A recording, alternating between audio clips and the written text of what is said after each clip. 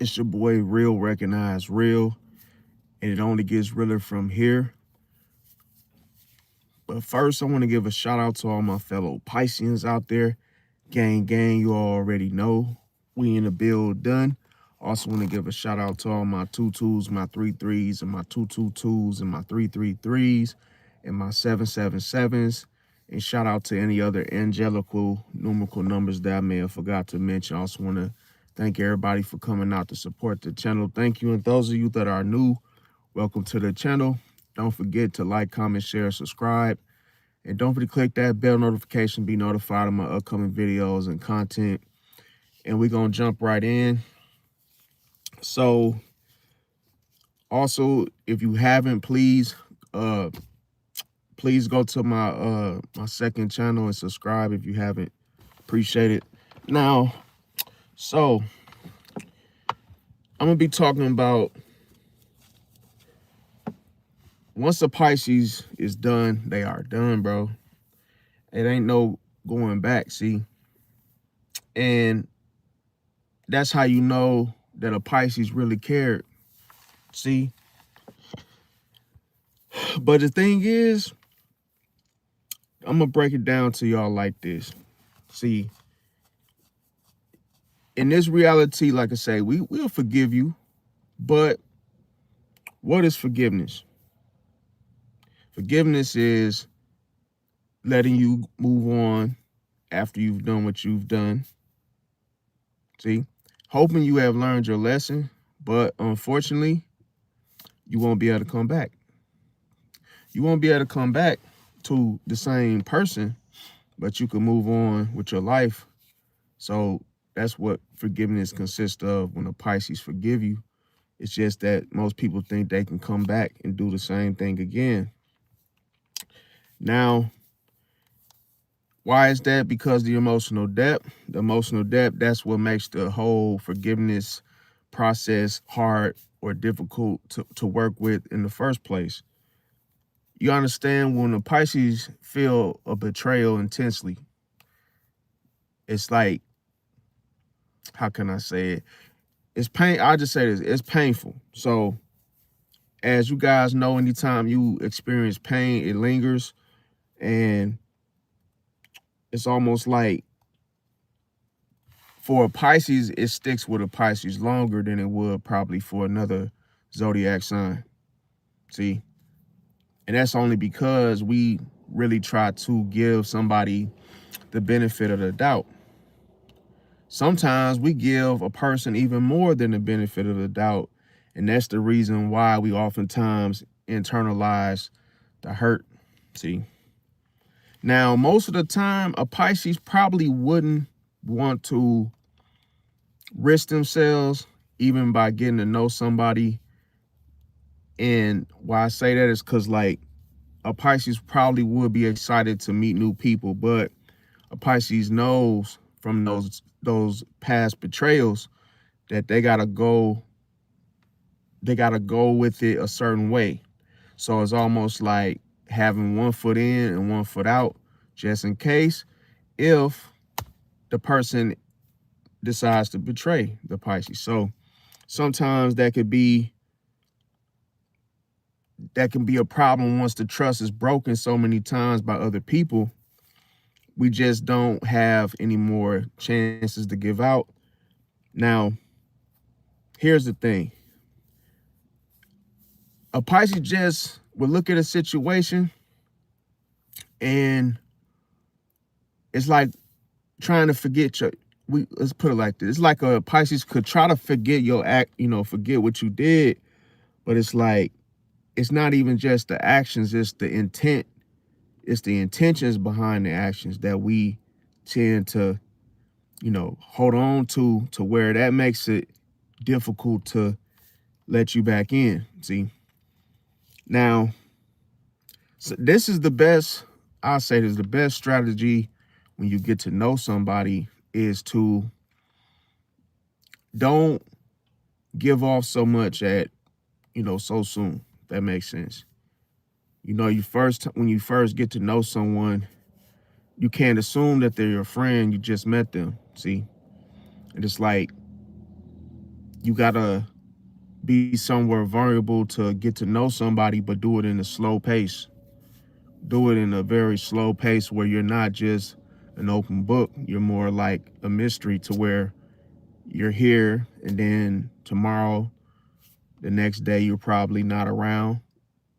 And that just gives people something to, you know, it gives them that mystery. It gives them something to think about, to where it's a reason why you're not accessible. You're not just easily around people, because that looks desperate. And also, that's how people end up getting a misconception or the wrong interpretation of what your, who you are and what your intentions are. Because some people might think, oh, um, they may think that, oh, you're looking for friends, or you're lonely, and sometimes if you talk a lot, let's say you talk much, and maybe you're just a talkative person, they don't know that. And sometimes they can assume that, oh, you're desperate, or hey, too friendly. And I get it. It's like, it's a big deal. It's like, yo, and it's one I know, but I know a lot of y'all might say, well, damn, well, you can't worry about certain things like that. But here's the thing. When you get to know people, that's why you got to factor in that not everybody is going to like you, no matter what. See, like, just like if you look at a situation like the have and the have-nots, not everybody is going to have that friendly, friendship starting type of vibe. Welcome everybody that just came in. How y'all doing? And you know, it's like sometimes you do have to come around and then leave, just to see a person's intentions, or just to see who looks for you when you disappear, or just to see who notices and who doesn't give a damn, see that you're gone. So sometimes you gotta work with the people that it has shown somewhat interest within, you being present and then being gone. See, because some people, even if they don't know you, they might actually give you a chance. They might actually want to get to know you. So that's why they actually put in some effort to, like, see where you are, check on you.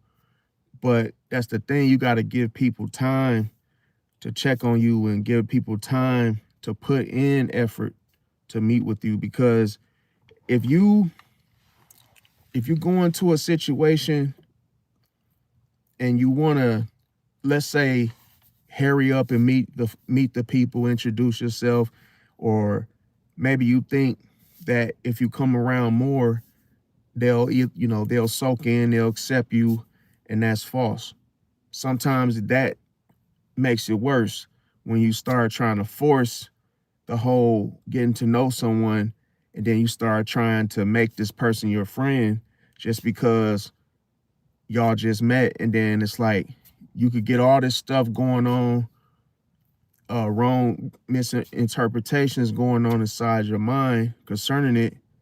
And then once you start calling people friends, now you have frenemies. It's like, now you done made enemies with the people that you thought you were cool with, because you don't get to make that decision. See, like, a friend is someone you've known for quite some time that has been loyal. See, it's like, a friend is someone that you could put in your pocket. See, that actually, fits you. It's like a shoe that fits. So it's like, okay, a friend is someone that you don't have to change around. You don't have to put on a different, outfit just for them to like you. It's like they just understand and get you and like you the way you are. So when you don't feel comfortable around people, that just simply means that whole process of getting to know that person, they don't know you. See, and that's why you feel that tension when you first meet somebody, because the processing of a person they're already determining whether or not they like you. See? So that's why sometimes if you approach a group of people and it's almost like you introduce yourself and then all of a sudden it's that awkward silence where some people agree, some people don't agree. And it's like, well, hey, there's some people that are watching you, they're monitoring you, and they're trying to pick up your energy. They're trying to put a label on you, if that makes sense. So even if a person doesn't like you, they still want to label you to something that feels safe for them to deal with, if that makes sense. And one thing about it, it's better to be hated than to be loved. See? And this is the hard, and I'm gonna tell you, this was one of the most uncomfortable yet powerful things that I had to realize in life, is that it's better to be loved than hated. I mean, I said loved and hate. It's better to be loved than liked, because I mean, I done said it wrong again. It's better to be hated than loved. That's what I was trying to say. Okay, so when it comes to why I say that is because you don't see, people have to accept you for who you are. See, when you hate it, then see, when you're hated, it's almost like this. It's like people respect you, because that's what fear does. Fear causes people to respect you, and they can't shake it. They can't. It ain't nothing. Nothing added to it. Nope. It's just, oh. What I was trying to, I said, okay, I said it wrong again, you guys. It's better to be feared. Better than to be feared and loved is what I was trying to say. Because listen, why I say that is because when people say they love you, it's almost like you can't trust that, because like, out of everybody that say they love you, somebody's hiding the fact that they don't. See? And that's kind of how the love, it blinds the deceit. So oftentimes that you might have a group of people, they all say they love you, but they secretly hate you. So it's better for people to, somewhat be afraid of you, and I'm gonna tell you. So yes, if a person hates you, that ties into fear, because it's like, oh, they don't get you because they don't have you. You see, they don't have you as a friend. They don't have your attention. They don't have you figured out. They haven't been able to label you yet. And as long as you keep coming around, it makes them feel afraid of you because they don't know you. So that's why I say, like, it's better to keep that mystery, because people oftentimes, they want to control you. See, they want to know you to control you, especially if they don't like you. See, because that's the thing. Now, one of the things that I want, let me see, I'm going to another thing. Give me 1 second, you guys. Yeah, okay, so another thing I want to talk about is okay, so another thing I want to talk about is I'm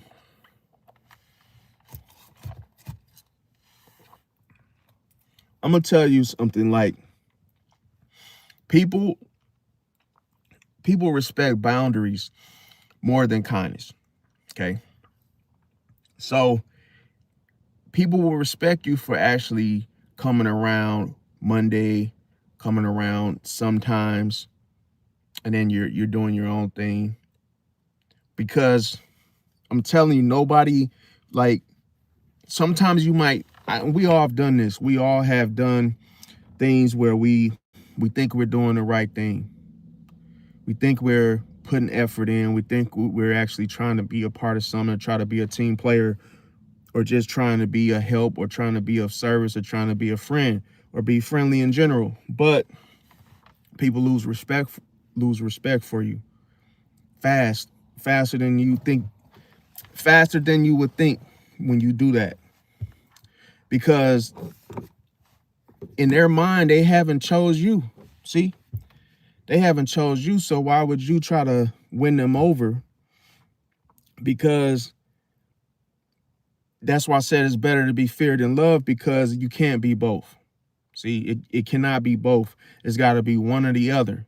And that's the same thing with first impressions. Like when people first meet you, they're already deciding, they're making a mental decision subconsciously about whether or not they're going to love you or hate you.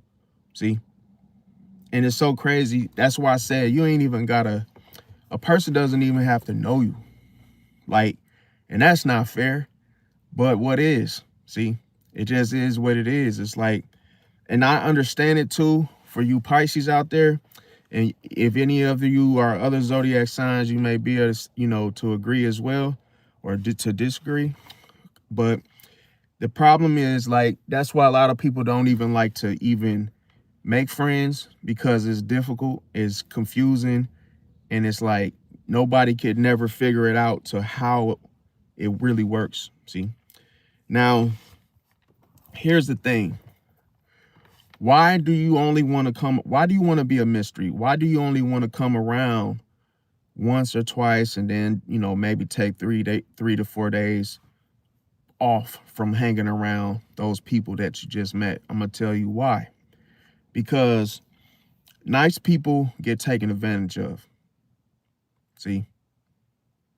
And it's because people can tell, like, people know what you're doing, even though you're not saying it.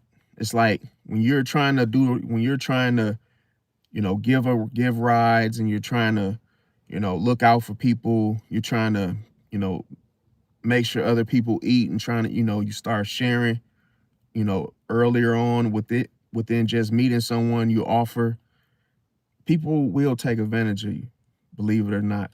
As soon as the minute they see that nice, that, oh, they didn't have to work for it, you offered, you're cooked. And it's sad that I understand, it's sad that people have to really, like, be that way. But this is why you have to be like you gotta be like a damn pit bull. You gotta really not, how can I say it? Not be an open book, if that makes sense. Now, here's the thing. Fear prevents people from crossing lines. See? It keeps them in check. It keeps them from overstepping your boundaries. See? Because now people don't really want to try you when they're afraid of you, because they don't know what's coming next.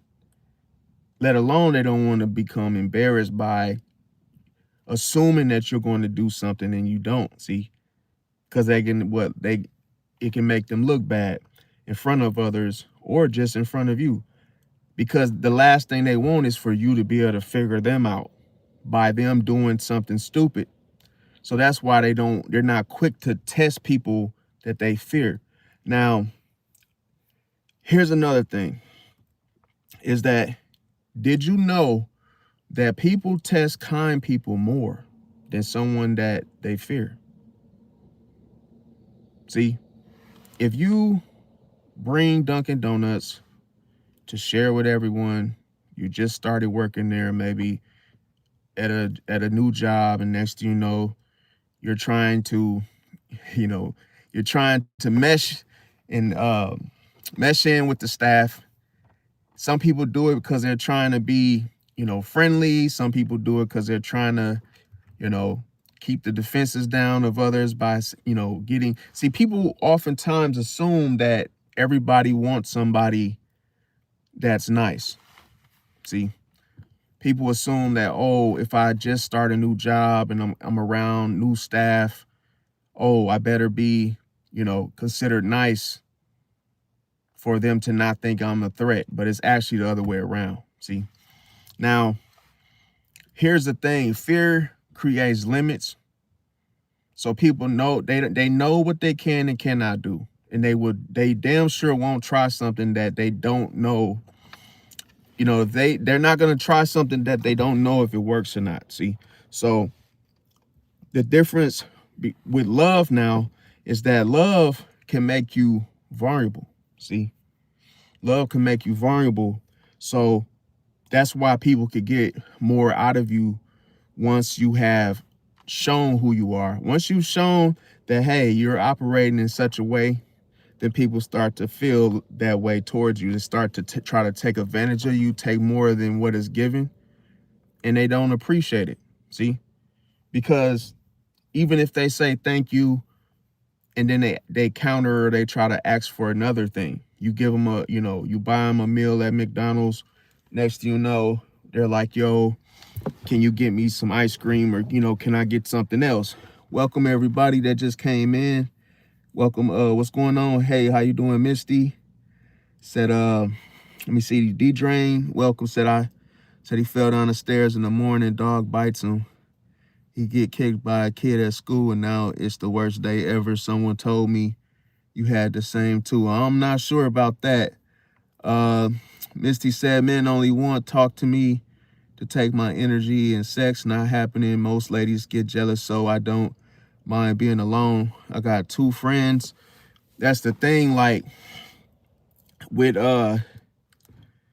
you know, it's one of the most difficult things in this world, but as you guys know, we're born into this world alone. So you kind of have to have you know, you gotta, I'll say this, you gotta accept yourself, because it's nothing wrong with getting to know people, but you have to go about it in a slow way. It's like, it's a slow yet depressing way, because you don't know this is the problem. You don't know what someone else is thinking.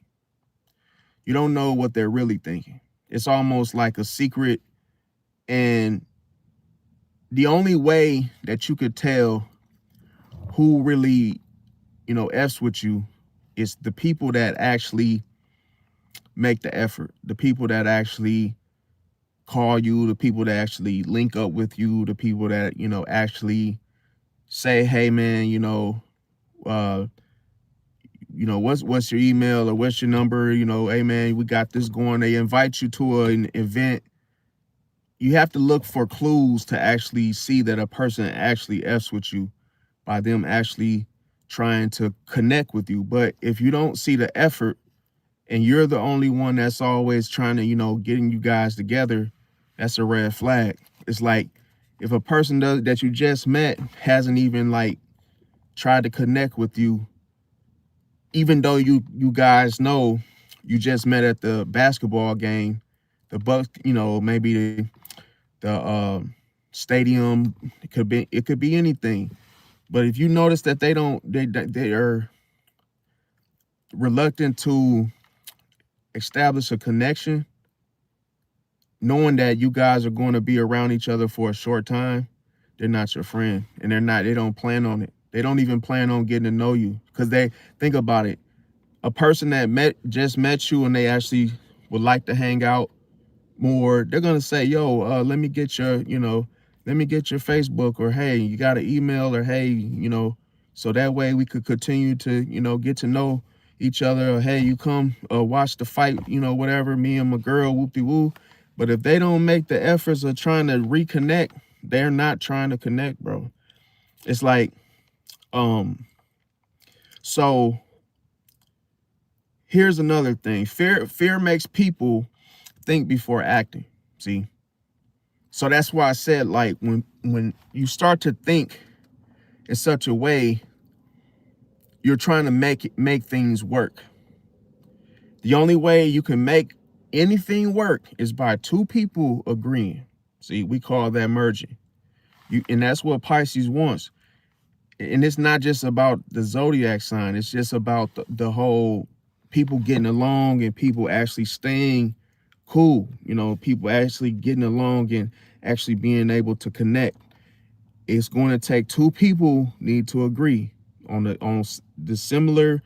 If, you know, it's not going to be perfect, but it has to be this, like, the same things in order to keep the peace, because that's how people become enemies, is that people don't agree with you, see, or they don't agree with what you say. They don't agree what you like, your side of what you like to do and what you don't like to do, because you guys got to somewhat, negotiate, compromise to actually connect. Now, here's the thing. People don't betray the people they fear easily. I remember growing up, my cousins, we used to like be in the hood, and it was this one guy. I ain't gonna say his name on here, but everybody used to call him Musclehead. Okay, that was just his little like street name.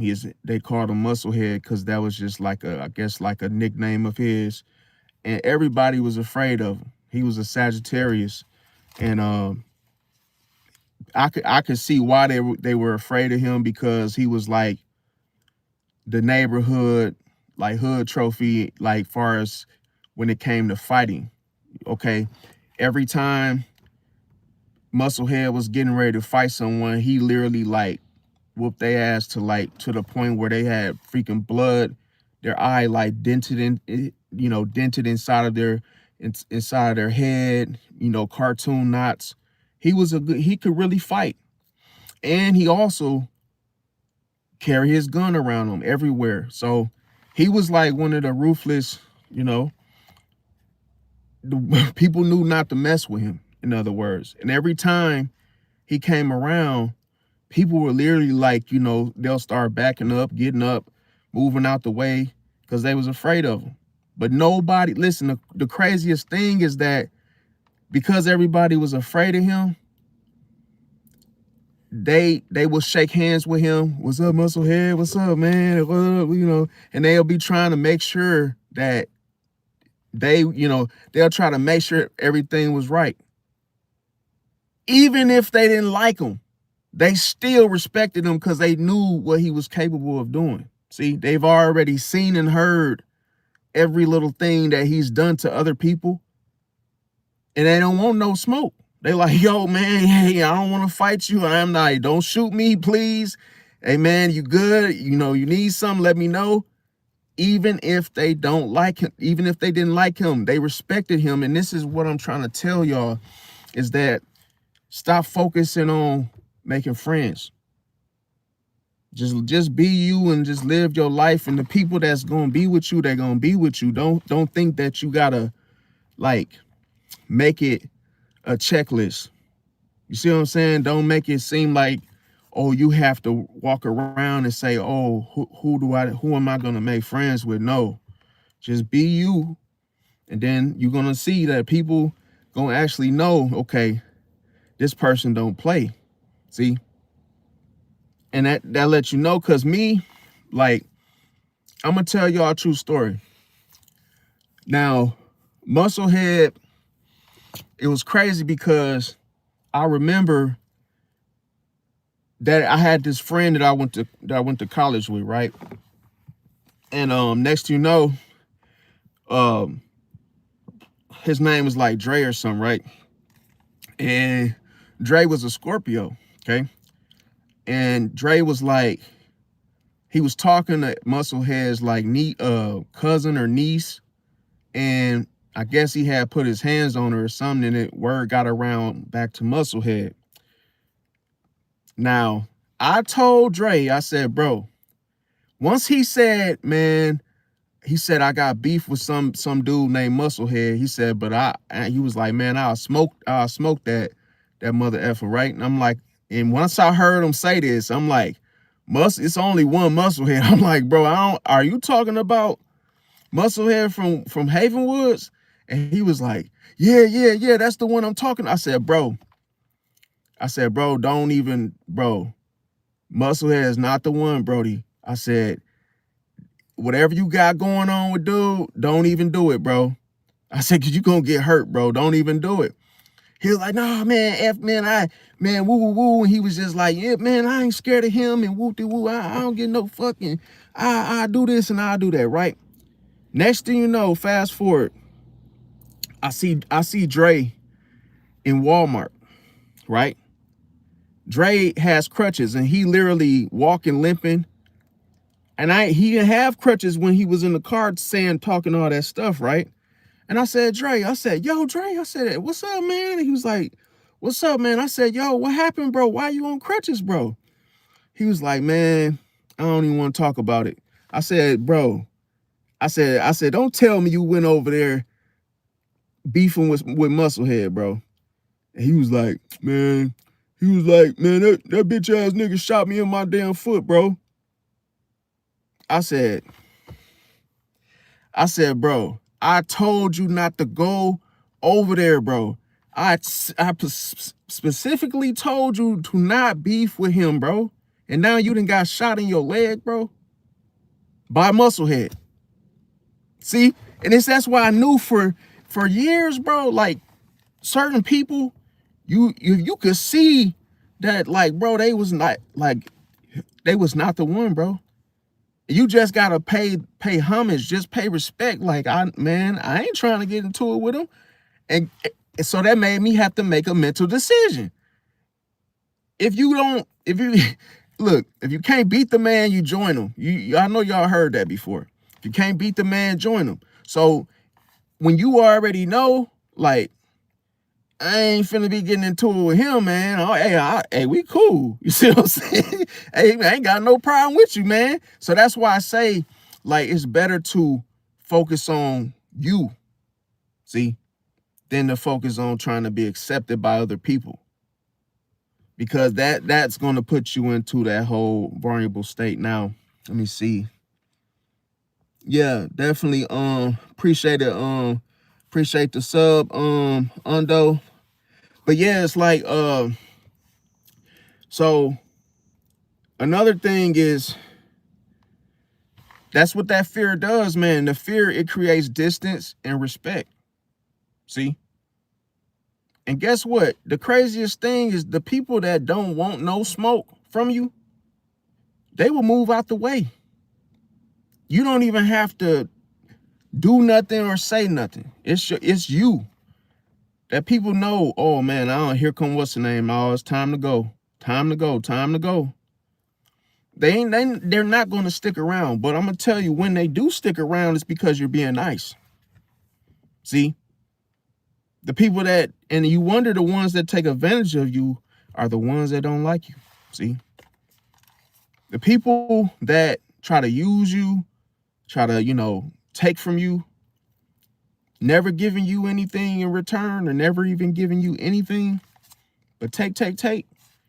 They already made their mind up. They don't like you, so they're just gonna try to use you, right? Because you offered, because you're being nice. Now, another thing. I'll say this. Did you know that fear prevents manipulation? See? Because a person doesn't want to be exposed, doesn't want to be exploited, doesn't want to be embarrassed.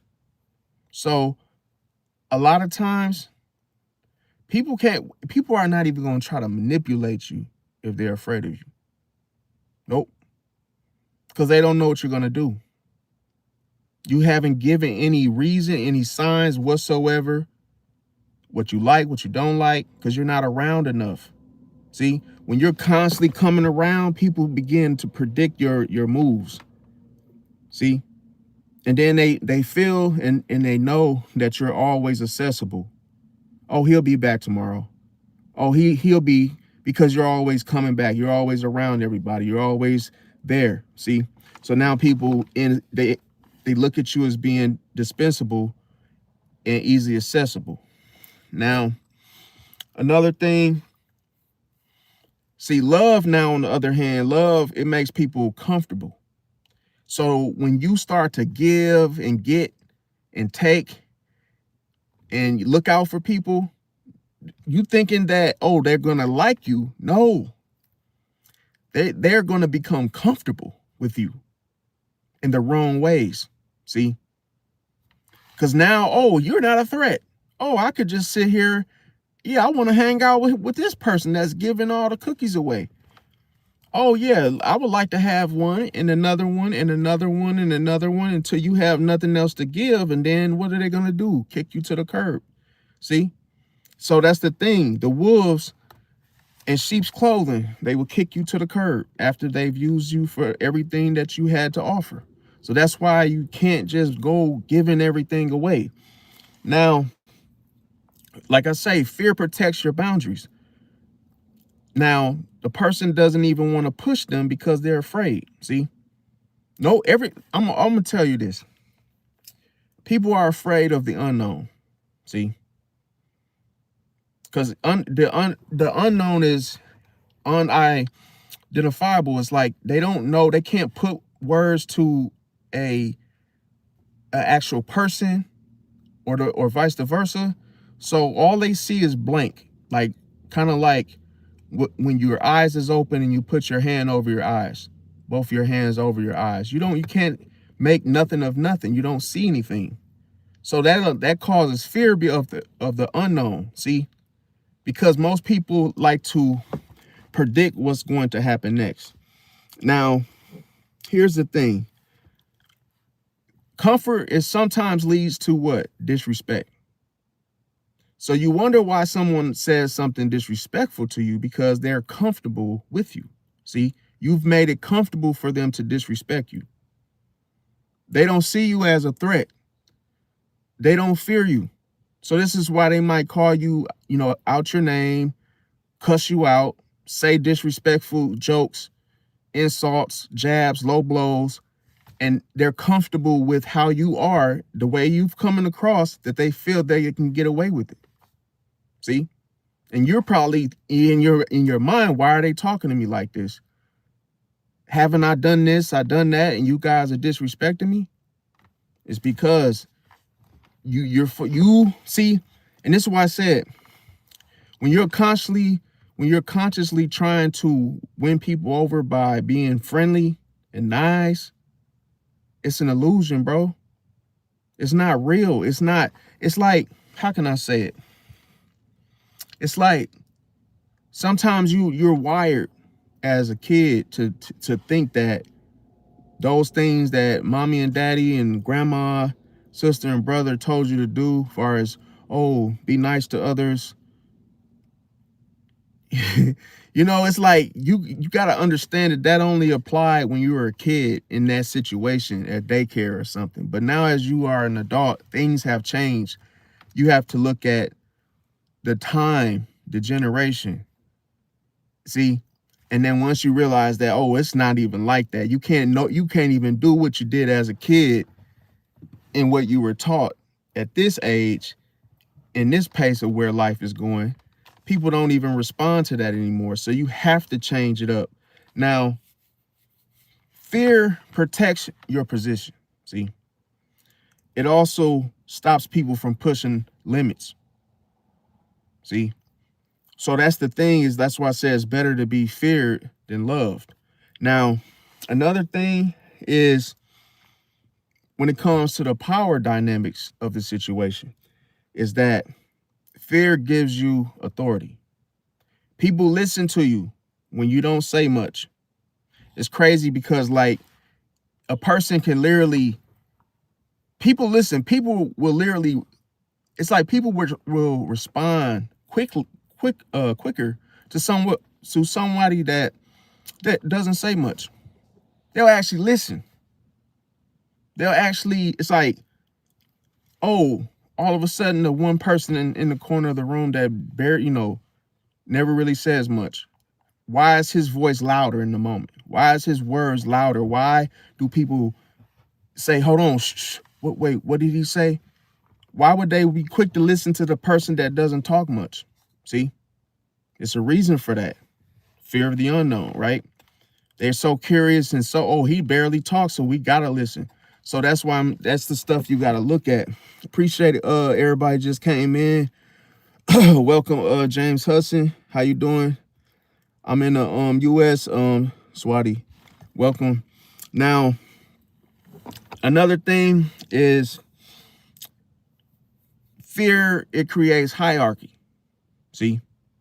So people know who they're comfortable with, even if the people they are with is the boss, you know, the whoever it is, even if there are authority figures present, people are always going to put who they fear above that. See? Now, another thing is people obey fear faster than love. Remember when you were a kid, you knew that your parents had rules. See? And you did everything to obey them because you were afraid of what would come if you didn't do what they told you to do. So if you didn't have your room clean and they told you the room better be clean by the time I get home, you knew what was coming, or you didn't know what was coming, and you didn't want to take the chance of even finding out what would happen if you didn't. So you would try to go ahead and just clean the room, right? It's in those moments, because of that fear, that's what made you even started cleaning your room. See, it wasn't because she told you or he told you to clean the room. It's because if I get there and it ain't clean, it's like, or else. See, so fear is the whole thing what made the whole kid clean the room in the first place. Now, fear also creates discipline. And this is, you can see this like people that go to the military. You think that they're actually listening to the authority figures. No, they're afraid. See, they're afraid of why they're running, 100 miles an hour in the boot camp and trying to, finish that whole little situation. So they're not the one standing before the other authority figures because of the embarrassment. It's like, oh, I better hurry up and finish this and climb this rope and, get going because, oh, I don't want to be singled out. I don't want to be on the chopping block. I don't want to be the one that's getting yelled at. So people start to move because of fear. See? Now, here's another thing. Love makes people your equal. It's cold-blooded. See? You wonder why people size you up and they start trying to treat you like they're your equal. That's what love does. See, it's like a person they don't fear you. So if the person doesn't fear you, they're going to challenge you. It's cold-blooded. Now, welcome everybody just came in. And see, another thing is that fear does the opposite of love. So what fear does is it reduces challenges, see, to authority. So if someone's afraid, they're not even going to step before you and challenge you in such a way. See? Now, fear also creates control.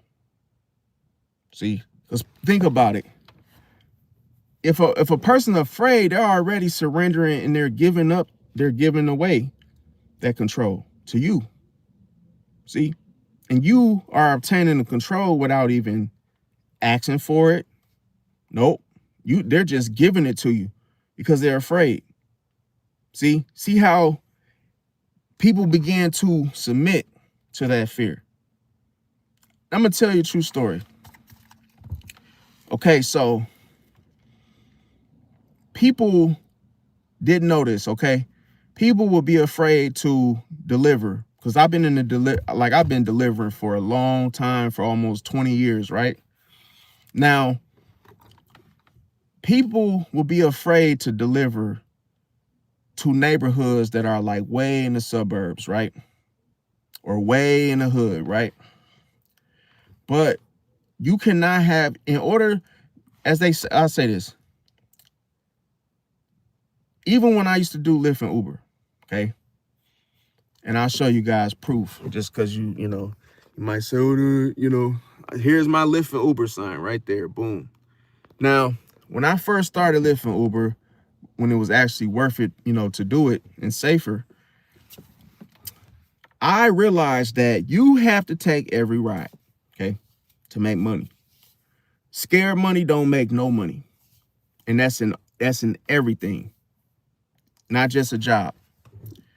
If you have fears of delivering to different, different cultures, you ain't gonna make no money. You're gonna stay. If you only want to deal with certain types of people, you're not gonna make no money. So what will happen is people will see a delivery going like way up north somewhere, and they'll leave it, skip it, take something that's going down to the hood around people that they feel comfortable delivering to. And I realized that, wait a minute, that might be a $25 tip going out there. See? So I've learned to conquer fear and just doing it. Because you gotta understand, ask yourself this question: Am I gonna die? Nope. So what are you afraid of? Deliver the food. Now, listen, I've walked into places that are full of people for a delivery. You think I'm worried about who's looking at me and how all these people, even if they're different from me? Nope. So that's the thing. You cannot walk in fear. Fear will hold you back. You will give up the control, see, to what you fear. You'll be surprised, man. People, listen, it's people out there that wouldn't do things just because they're afraid. They won't, I'm going to tell you, they won't approach a girl, but they want one. That doesn't even make sense. Like, how could you want to date women, but you're afraid to approach one? Make sense of that. And then you wonder why you don't have, or let's say that you wonder why you never had a girlfriend. You wonder why you don't get female attention, because you're afraid. You're afraid. And that's that. You have to in order to get out of that, you got to stop being afraid, bro. And to break the chains of fear, you have to what? You got to take action. You have to do, you know what's crazy? Even if you're shaking in your boots, do it. You have to conquer that fear, bro.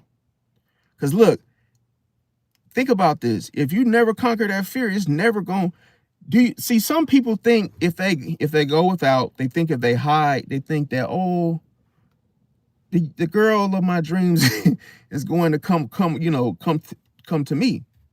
Nope. You'll be waiting, and guess what? You'll be an 80-year-old, 100-year-old man, and hey, you'll just keep waiting and waiting and waiting, and it won't come, bro. See?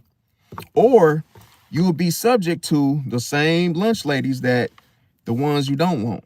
See? Those are the ones that nobody wants. You might have a chance at that, but still, even if you can't approach, bro, that's gonna hold you back, bro. See?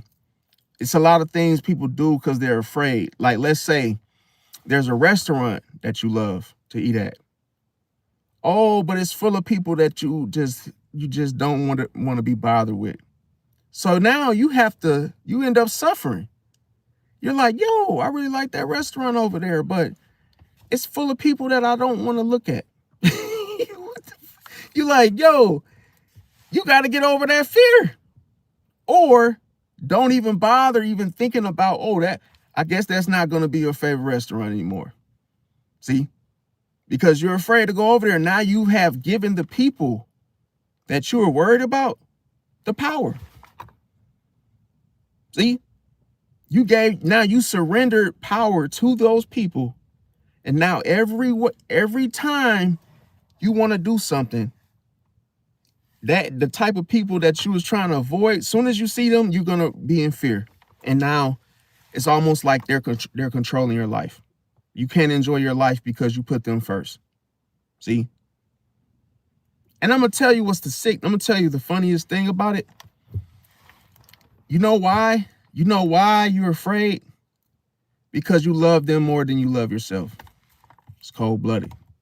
You love them more than you love yourself. So that's why you rather not join or go because you love them more than you love yourself. So now what you're doing subconsciously is you're excluding yourself from them. You're like, oh, you guys go and enjoy. I'll sit over here and suffer. That's all you're doing. See? Funny thing is like this. You approach that female that you set eyes on, and you're afraid, you're scared as shit, right? Because you're afraid of what? The unknown.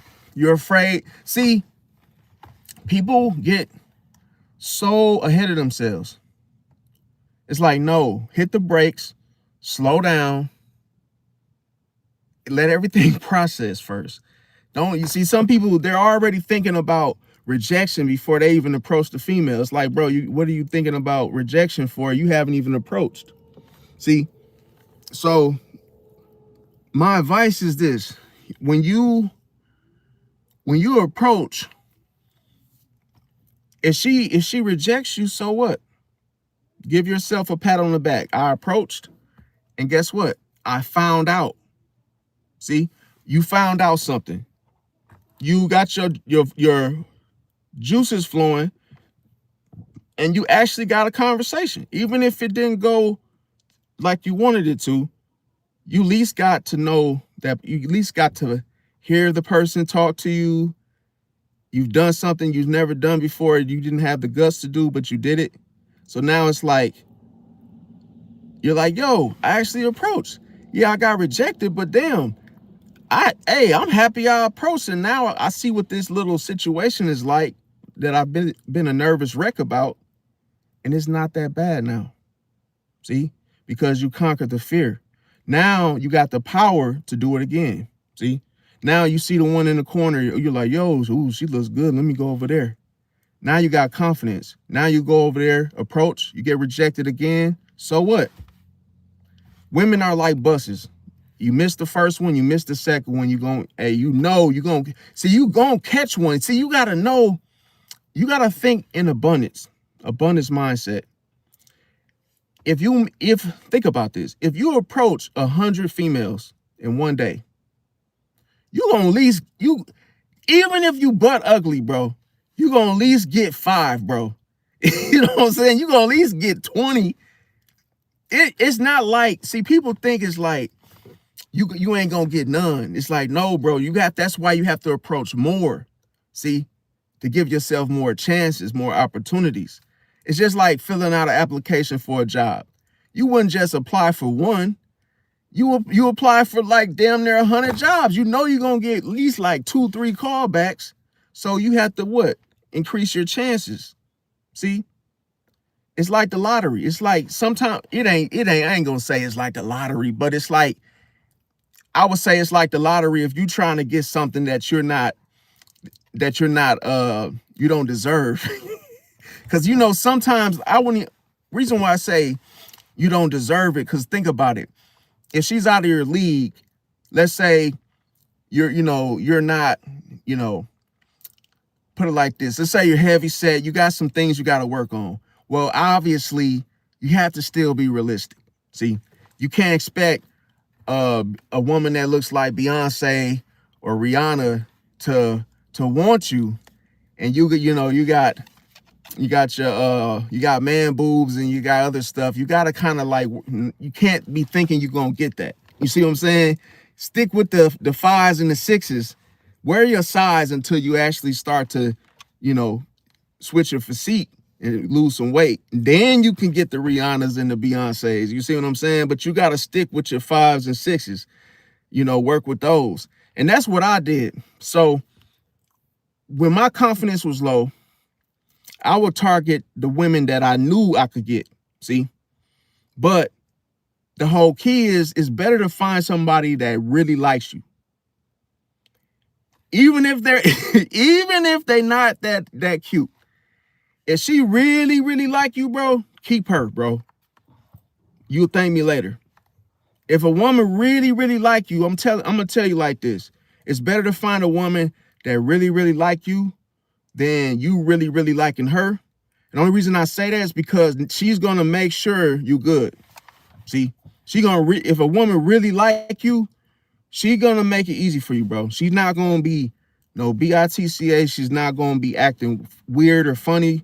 She's going to literally be like fighting for you, see? Fighting for the relationship.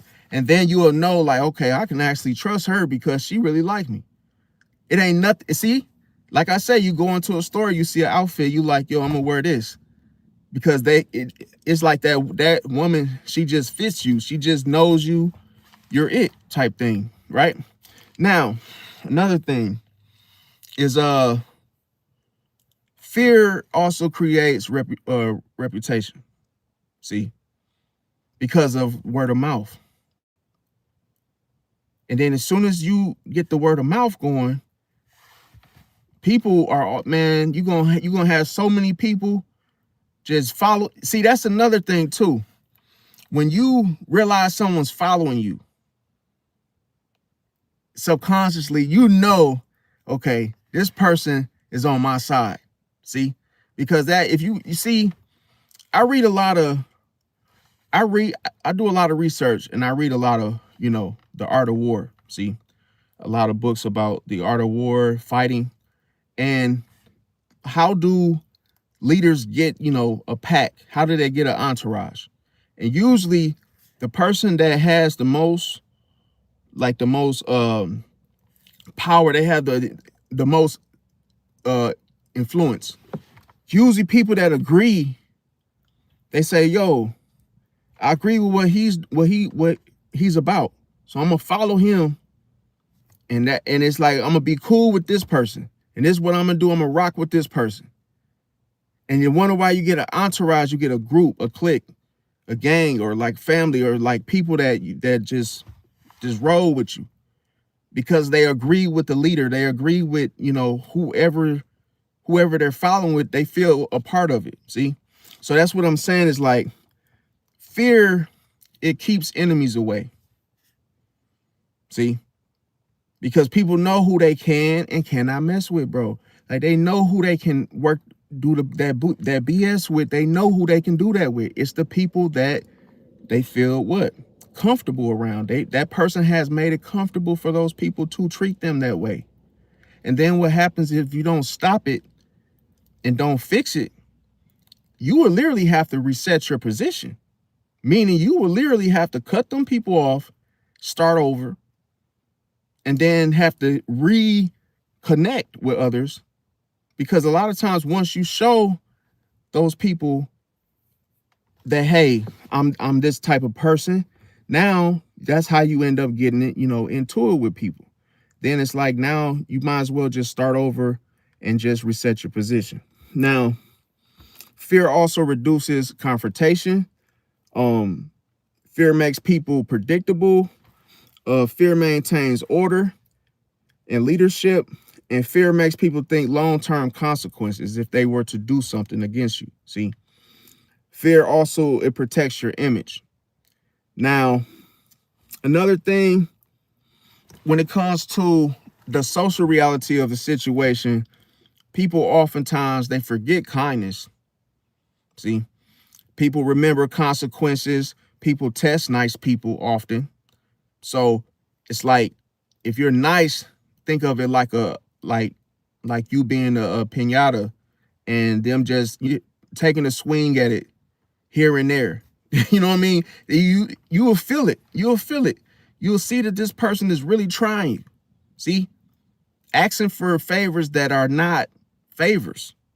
It's like, trying to get you to do something that's not even reasonable. It's like they'll ask for something knowing you guys aren't that close. See? To where you could feel it and your intuition would tell you like, wait a minute, this is not somebody I want to be around, and look what they're asking me to do. See?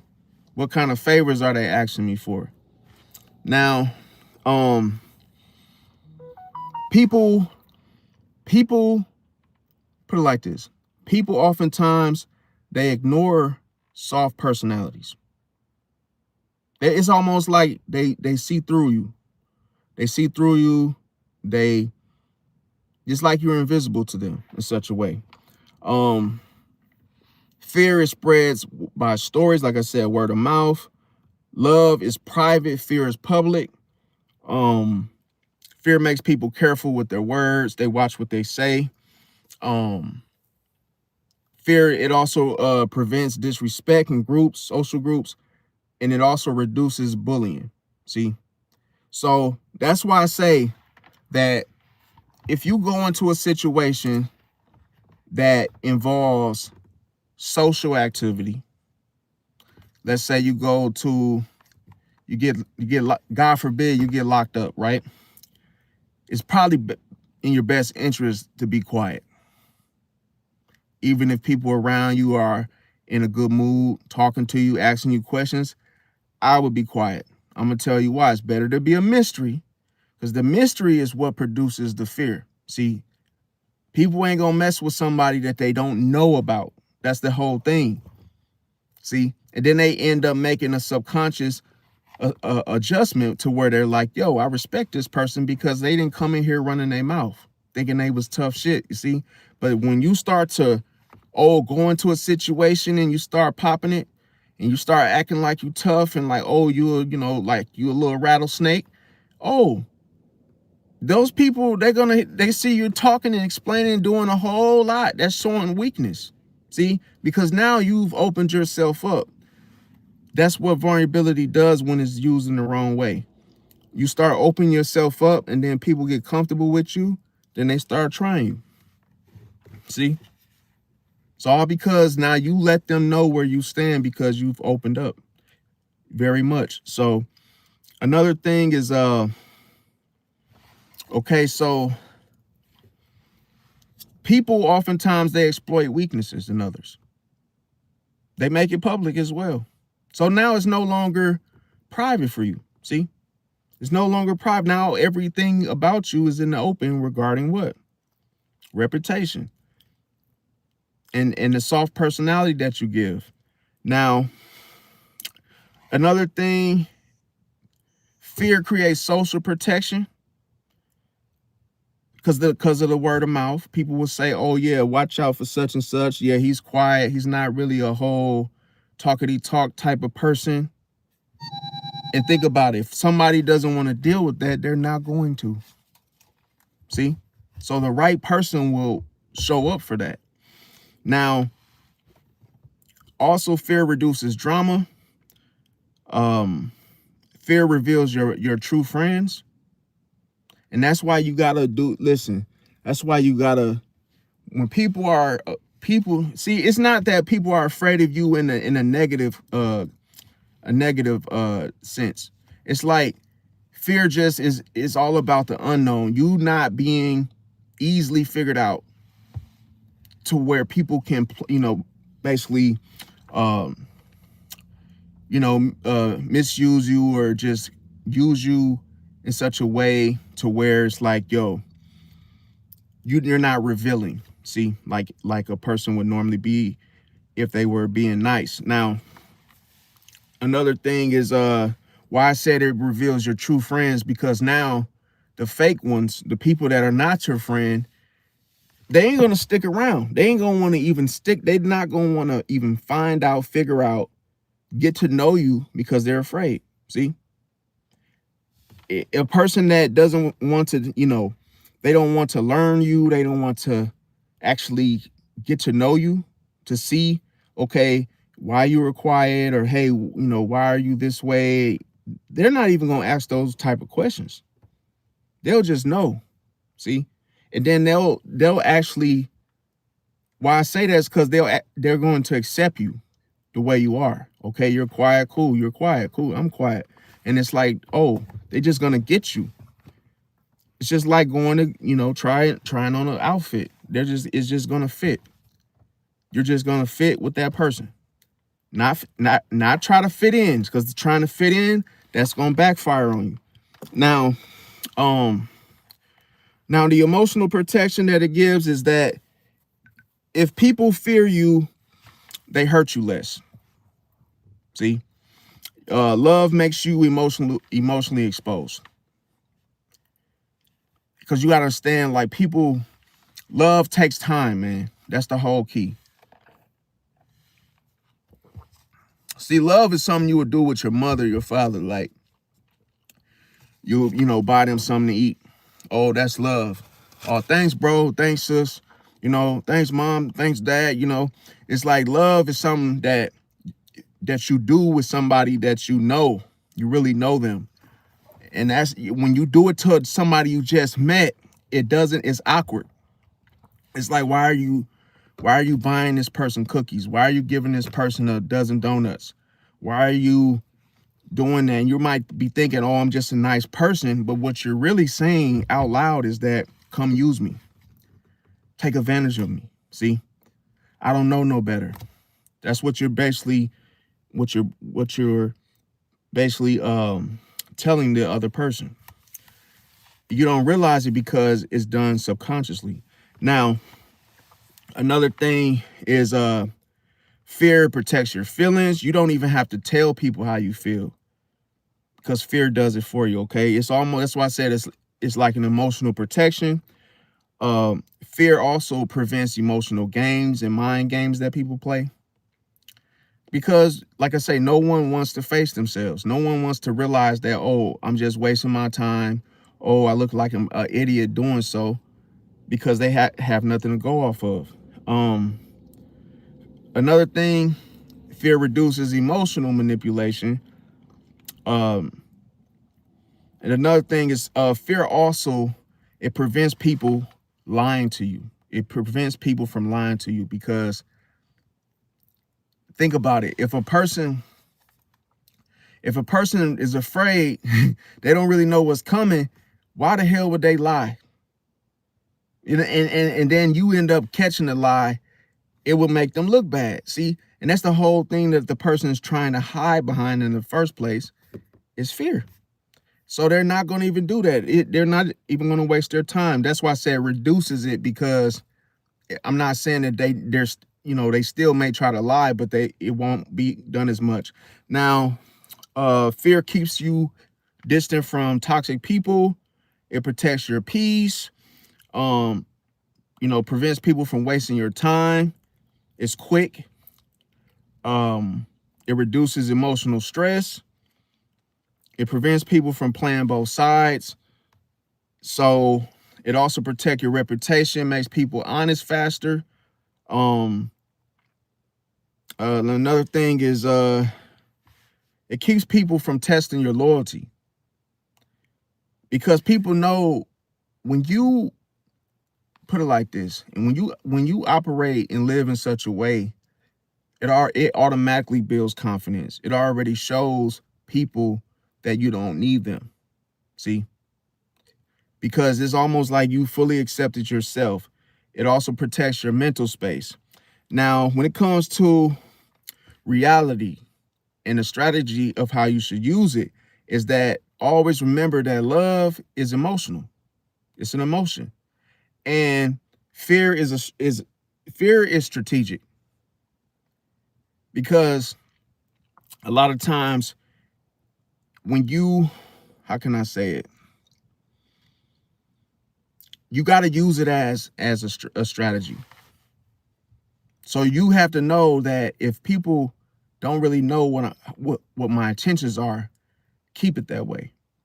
See, focus more on being a mystery to others. And that's going to alleviate all the bull crap, because now, see, it's so crazy is now the real truth is before their eyes. It's up to them to believe, hey, whatever you show them is what the real deal, the real truth is. And hey, if they wanna fall for their own illusion of what they think you are, guess what? They're not gonna try it.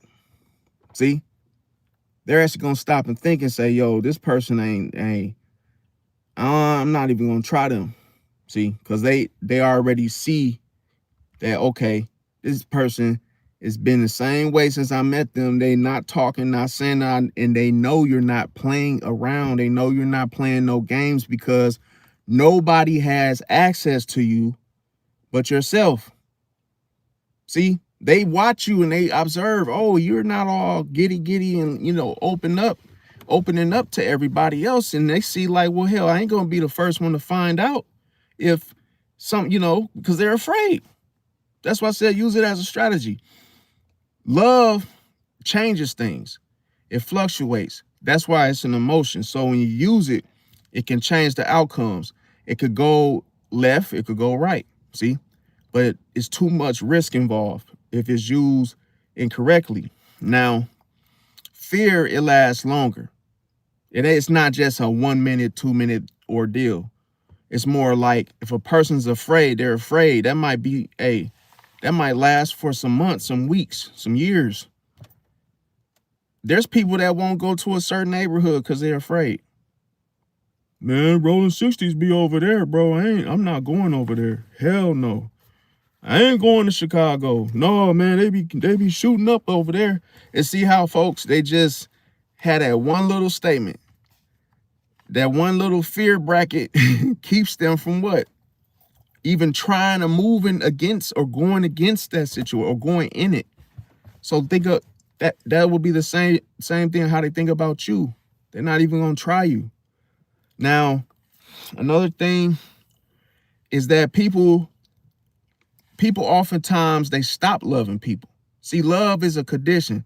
It's like, that's how you know love is an emotion, because guess what? They love you, and then all of a sudden they tell you, oh, I love you, but I'm not in love with you anymore. See how it changes from, it's like this.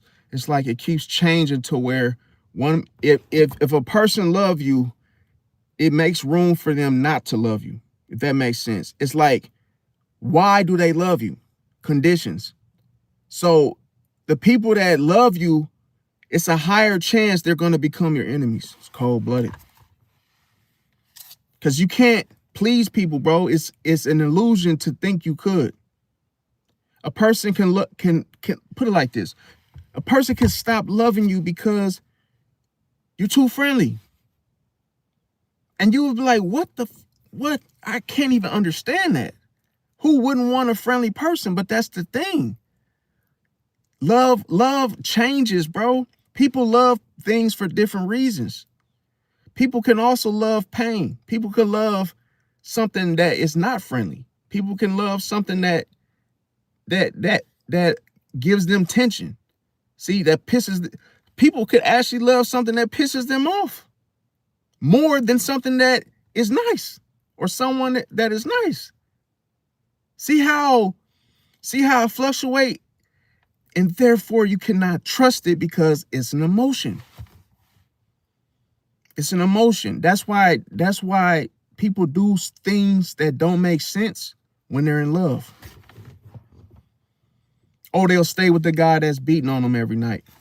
What sense does that make? Oh, I love him though. I love him. I love him. I love her. I love her. No, you don't. See, you don't even know what you want. And now it's almost like you're being hurt in that situation because of love, and all in the name of love, right? So that's why I say that. Now, another thing is fear creates long-term memory. It also protects, like I say, leadership positions. Fear creates order and chaos. Fear reduces betrayal in groups. Fear maintains structure. It creates disciplined environments. Like, basically, people put it like this. If you ever notice in strict environments, most of the time, let's say you knew a friend that had, maybe his father was in the army, military, upbringing was, in church or something, where you knew that everything was strict. See, and that strictness caused fear. So you would go to grandma's house and you knew she didn't play. And you knew it was a continuous thing that lasted longer and longer and longer and longer, to where you're like, yo, you put it like this. You probably wouldn't have wanted to go to your grandma's house knowing how she was. See, she didn't tolerate a lot of different things. So it's almost like you already knew what you were getting yourself into if you were to go there. So 9 times out of 10, you will probably say, nah, don't think I'm gonna go to grandma's because, yeah, She ain't gonna let me have the girls over. She ain't gonna let me smoke my weed. She's not gonna be letting me sit on the furniture. It's a lot of rules.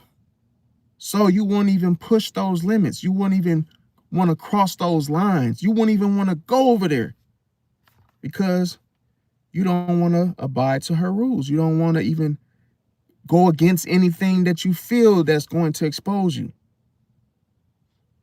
See, that's why I say you have to strategize it. Now, another thing is it reduces competition, jealousy, all of that. See, it also, it also creates a psychological advantage. Instead of people taking advantage of you because you're being nice, now you have the psychological advantage in the situation. Because now a person's mind is penetrated. It's almost like as soon as they think about you, they already know one thing. They just can't do everything they want to do with you. See? Because it's not easy for them to just do, go. And anytime a person feels restricted mentally, then physically they're not going to be able to do it, bro. See? That's why I say when you're dealing with people, it's always, if you can beat them mentally, you can beat them physically. See? So if they're afraid of you first, that starts up here. Then the body has to catch up to what? Their mental. Because they can't go. That's why they say you can only go so far in life as far as you could think, as far as you could visualize.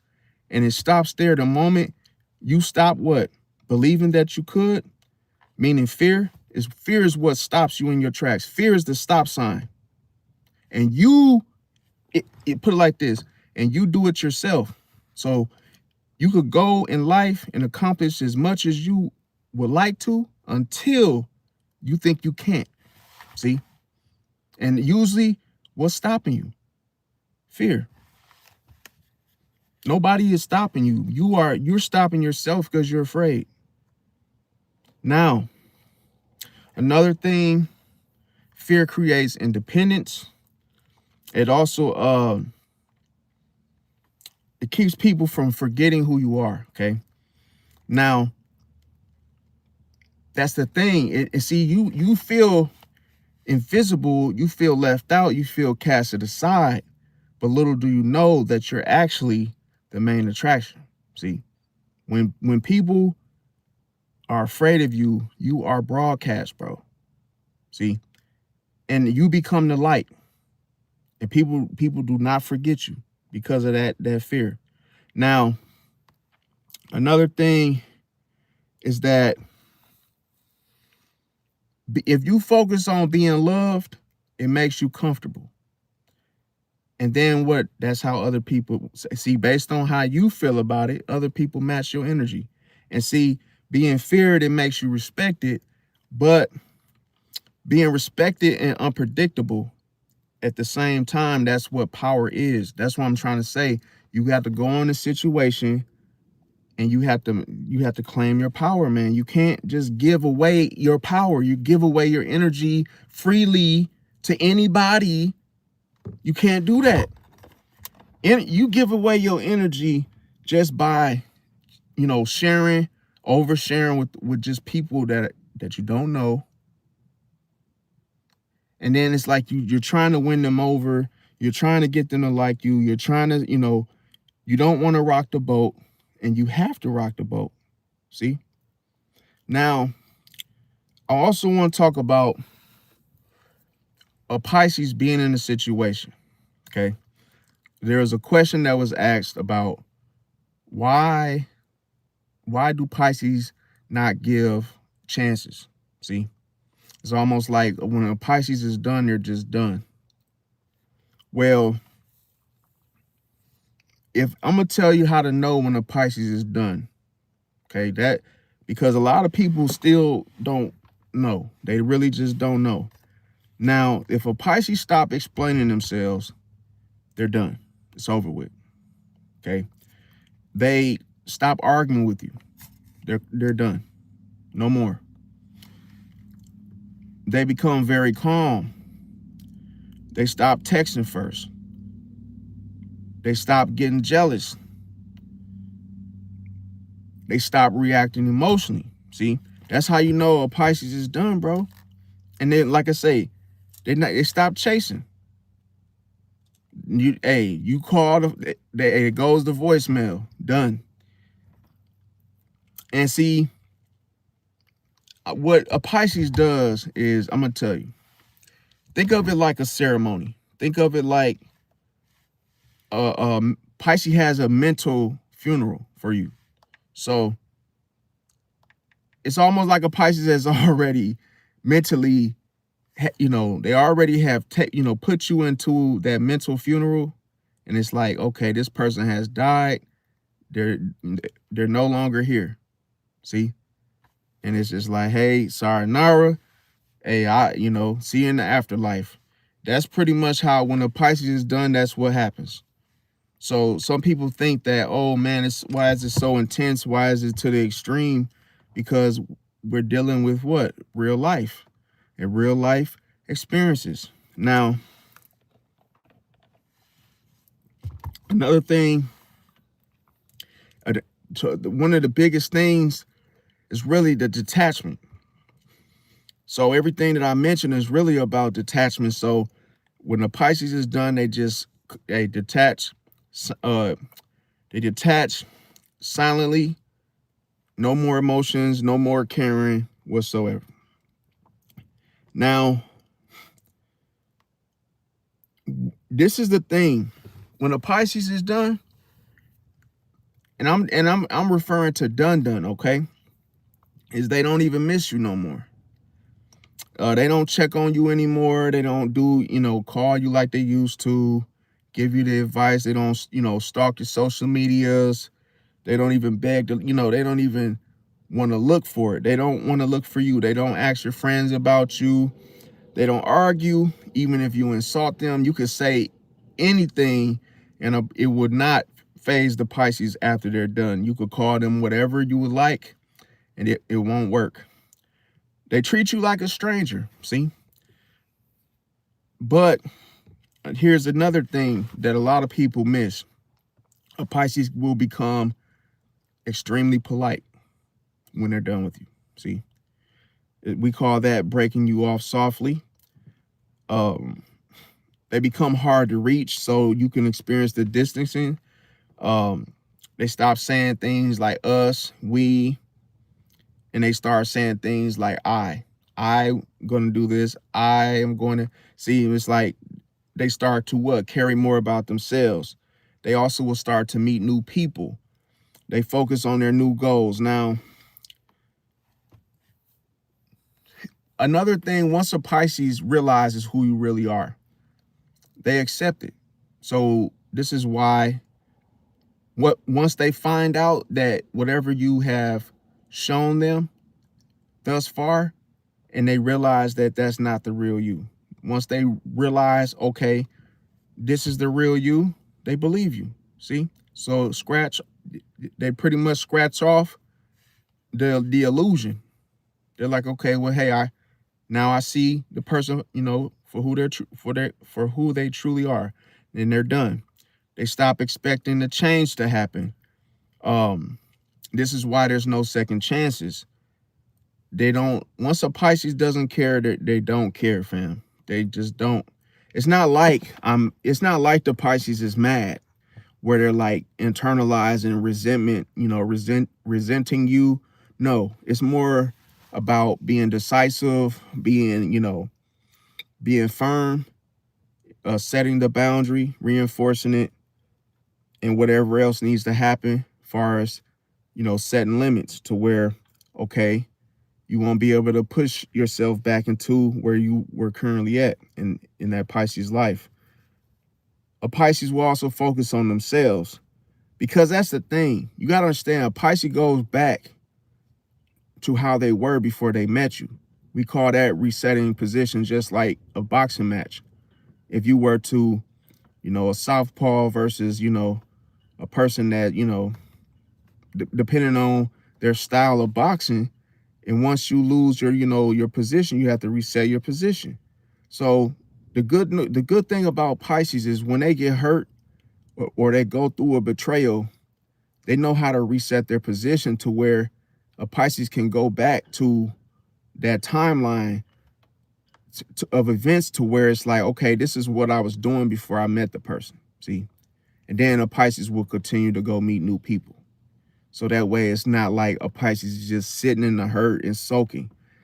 Some Pisces can soak, but that would be more prone or more related to the unhealed, the undeveloped Pisces. And that's more like maybe a younger Pisces. Now, a Pisces will also stop bringing up the past. So this is why I say they have a mental funeral of you, because it's almost like they have to cut off all ties, anybody. And it's the most saddest thing, but yet it's the, one of the realest things about it is that even if a Pisces was cool with your mom, your sister, your brother, and they were really close, when you slip up, everything tied to you goes with you. See? It's almost like I can't talk to you anymore because I don't talk to your daughter anymore. See? So everything tied to her has to go, because I don't want to hear you. I don't even want to hear your name being mentioned. See? I don't even want to be manipulated into going to a barbecue and knowing your daughter could possibly be there because I'm still, cool with you. And Pisces knows that you can't just cut off something when in regards to, no, not cut off, but you can't keep the person thinking that, oh yeah, we're still cool and hey, your daughter is separate. No, it's not going to work. Now, a Pisces will forgive you silently, okay? So they're not going to hate you. They just love you enough to let you go, if that makes sense. So imagine that a person will catch a fish, right? Then they realize, okay, it's not working out. So what a Pisces will do will put you back where they found you. So it's like, hey, you got the baby bird and now you pretty much take the baby bird back to where you found it and let it fly away. A Pisces put you back, puts you back where they found you in the story. So that way they could just move on from there. Now, another thing is the emotional detachment is subtle, okay? As I mentioned, a Pisces detach. So we all know what that means emotionally. So they stop arguing with you. There's no more trying to reason with you. They stop explaining how they feel because it doesn't matter anymore. They stop defending themselves. They stop asking for attention. They stop asking for reassurance. They stop asking for fairness. They stop, getting jealous.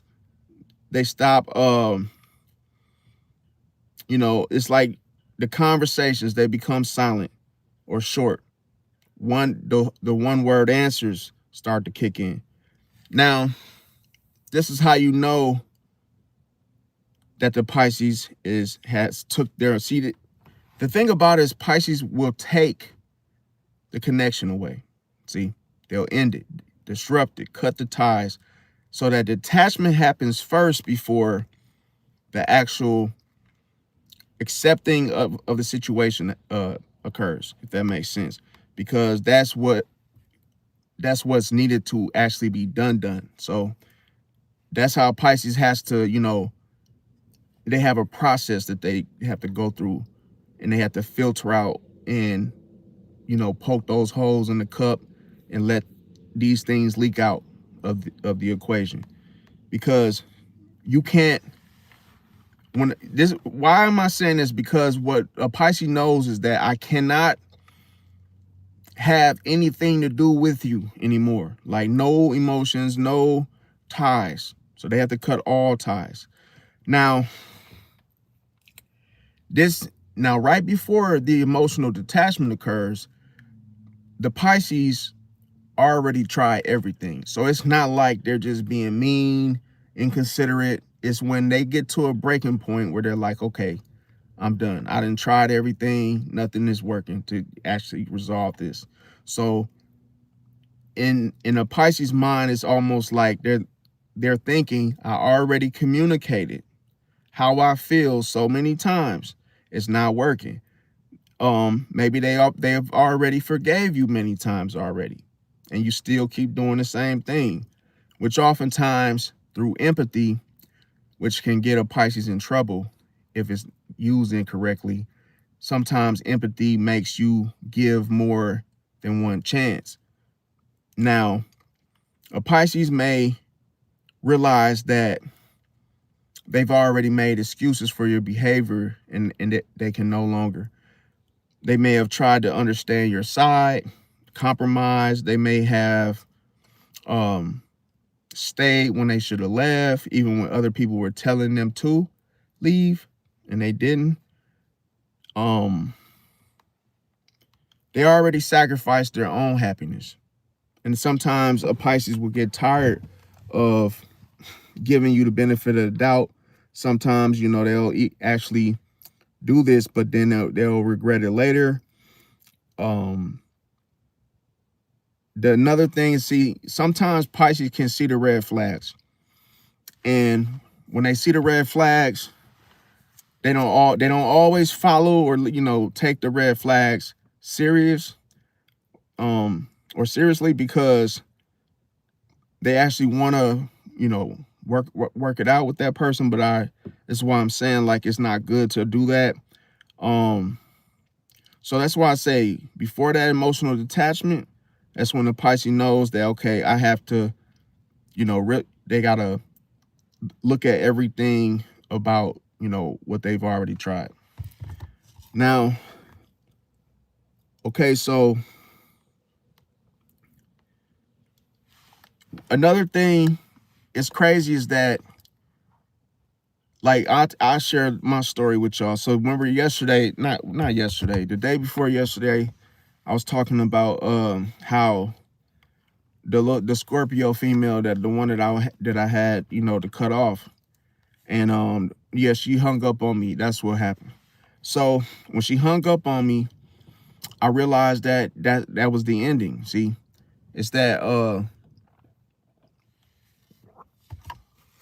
somebody ever hangs up on you, it's a form of disrespect, okay? And when a person hang up on you, don't call them back, which is sometimes the hardest thing to do, because you want to like resolve the situation, right? But I'm trying to tell you, like, don't do that, because man, don't resolve it, because if a person hang up on you, they're being manipulative, okay? They're taking a manipulative attempt, and that's how you just got to shut it down. See, because why would you? I'm gonna tell you why. Why would you call the person back when they are, put it like this? Why would you call them back after they hung up on you? And look how you will sound. See, that's like you end up sounding soft, because it's like you care about them hanging up on you to where it's like, oh, now you're begging or saying, hey, I'll chill out, or hey, I'm sorry, or whatever it is, or just to not be hung up on again. So this is why you can't fall for that. You can't reason with somebody that's already disrespected you. So if somebody, is acting like a fifth grader, or, or 5 years old, and they're hanging up the phone on you, you just got to take it for what it is. But here's the thing. It's a red flag. And also it's a sign that you have to, let this person go. Because it's like you can't tolerate it. If you let it slide, you're tolerating it. And guess what?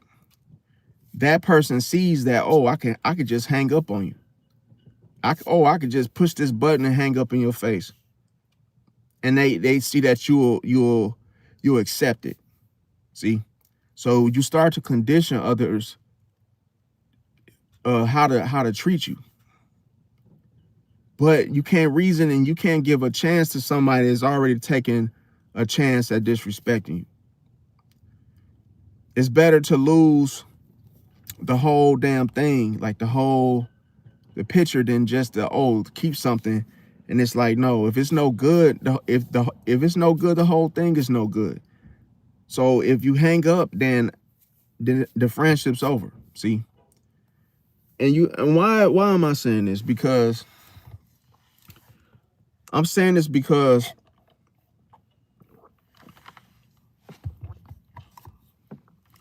there's people out there that won't hang up on you. So you can't put them in the, you can't just give a chance, because like I say, a person, it takes a lot for a person to hang up on you in your face. You're talking, even if things are getting, heated discuss, maybe the discussion is getting heated up. People are raising their voices, people are yelling, people are, maybe a person's cussing you out, and you feel like just slamming the phone down and hanging up, right? But this is the best advice that I could give, is you have to be able to express yourself, see, to not let that happen. Even if you're yelling, even if, hey, whatever it is, you got to know how to communicate. You got to be able to say, okay, I'm not going to hang up. I'm going to actually say what I have to say.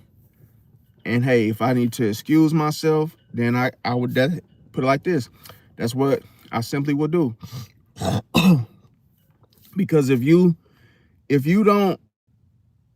just slam the phone down, like I say, that just shows that the person of whatever they was talking about, you felt threatened. You felt that, you felt seen. So, you just tried to run from the whole situation and hang the phone up. Or that person said something that struck a nerve. And that's why I say, like, it's better to feel things or go through a situation having felt all that anguish, to where that gives you, at least you know at least you know where you stand with this person, how they really feel about you. See, and it's like, okay, now I got that information. Now I'm getting somewhere. Now I know exactly what to say now. But don't just because you're, you feel something, you hear something a certain type of way, and you feel like, this person, cussed me out or said something. It's like, yo, you could cuss me out. That's just the way you're expressing yourself. But as long as I'm still able to talk, I know I'm not going to hang the phone up, because I'm going to actually deal with the situation and try to run from it. So that's why I say, like, it's better to just go through the fire and get burned and, and feel the effects of the situation, only to come out stronger. See, because like, if you're afraid to cause friction or conflict, or you're afraid to bump heads with people, then you put it like this. You can't play it safe like that. Like, you can't think that every situation you can just go into and hey, run from it by ignoring, hanging up something. Yeah, you could do it, use it as strategy, but it doesn't work every time for everything. It's like, some things you can ignore, and then some things you can't ignore. Some things you do have to bump heads and, and get into a confrontation, not with violence though. I'm just saying, like, sometimes you might actually have to yell at somebody or have to tell them in such a way, but you got to use your best discretion, or, your reason and discernment behind it. But I'm only saying that because I remember, I used to be the same way. I used to be afraid to, conflict, and only because I didn't really know my own strength. I didn't really know what I was going to do in the moment, haven't been pushed. Now, what I began to find out, like, for instance, with the Aquarius, I remember I was being trained by the Aquarius in my recent job, right? Or my most recent job. And I remember the Aquarius, he was really saying, man, he was throwing a lot of low blows and jabs with words. He was just like really challenging me, like, and I ain't gonna lie, I felt like walking out that mug because he was just off the chain. The stuff he was saying was just like so like incorrect and just like, you know, crazy. And it was just like the Aquarius started telling me stuff like his opinion, and he was factoring like his own, and he was just making bold, like, you know, statements like, yo, you know, he was saying things like, smoking cigarettes was, you know, better or more healthier than eating pork. It was just like he would say stuff that was just like what are you talking about? And man, he was really cranking that heat up on me as he was training me. Like, he was literally saying things about the sandwich that I was eating, because I considered it to be the brick back when they used to have the rodeo, but they got rid of that sandwich. But it was like this huge sandwich, and I called it the brick. And then he was like, how he had an issue with the food that I was eating, and he was like, he was like, don't tell me you were eating that big ass sandwich again. And I said, well, this is what I just choose to eat. And then he was like, well, that's not really real food. And I'm like, okay, I don't care. He's like, yeah, you know, like, you could have actually got something much more tastier, more, you know, better than, you know, than it was Burger King. He's like, you know, you could have went somewhere and got better lunch. I said, I don't really care, man. This is what I'm eating. He was just like, he just kept picking and picking and picking, to where every time I went for another bite of my sandwich, he was just like, just saying all kind of just like opinionated, like, I want to say, just a bunch of things that were more like his own theory, like how he sees it. And I didn't like, because the fact he was like a know-it-all type of boss, to where anything he say, he thinks he's right. Like, and I imagine every time I was going for another bite, he would just say stuff like, that's not even real lettuce. That's not even real this. Like, yeah, dude, you know, he was like, yeah, the rabbits are even probably getting a better, you know, better choice of nutrition than that sandwich. And he was just like, he just kept coming for me, to where I wanted to just snap and be like, yo, like, shut the like, and I would have lost my job had I done that. So I've learned to selective hear, like, to the point where now I know how to cut out, you know, it's like noise cancellation. I know how to cut out the background, or like the stuff that I don't really care about, and then I don't have to address it. It's like more of a self-controlled mastery of emotions, that I don't let myself get, you know, emotional or pissed. Even if I feel it for like a few seconds, I don't let it set in to where it control me.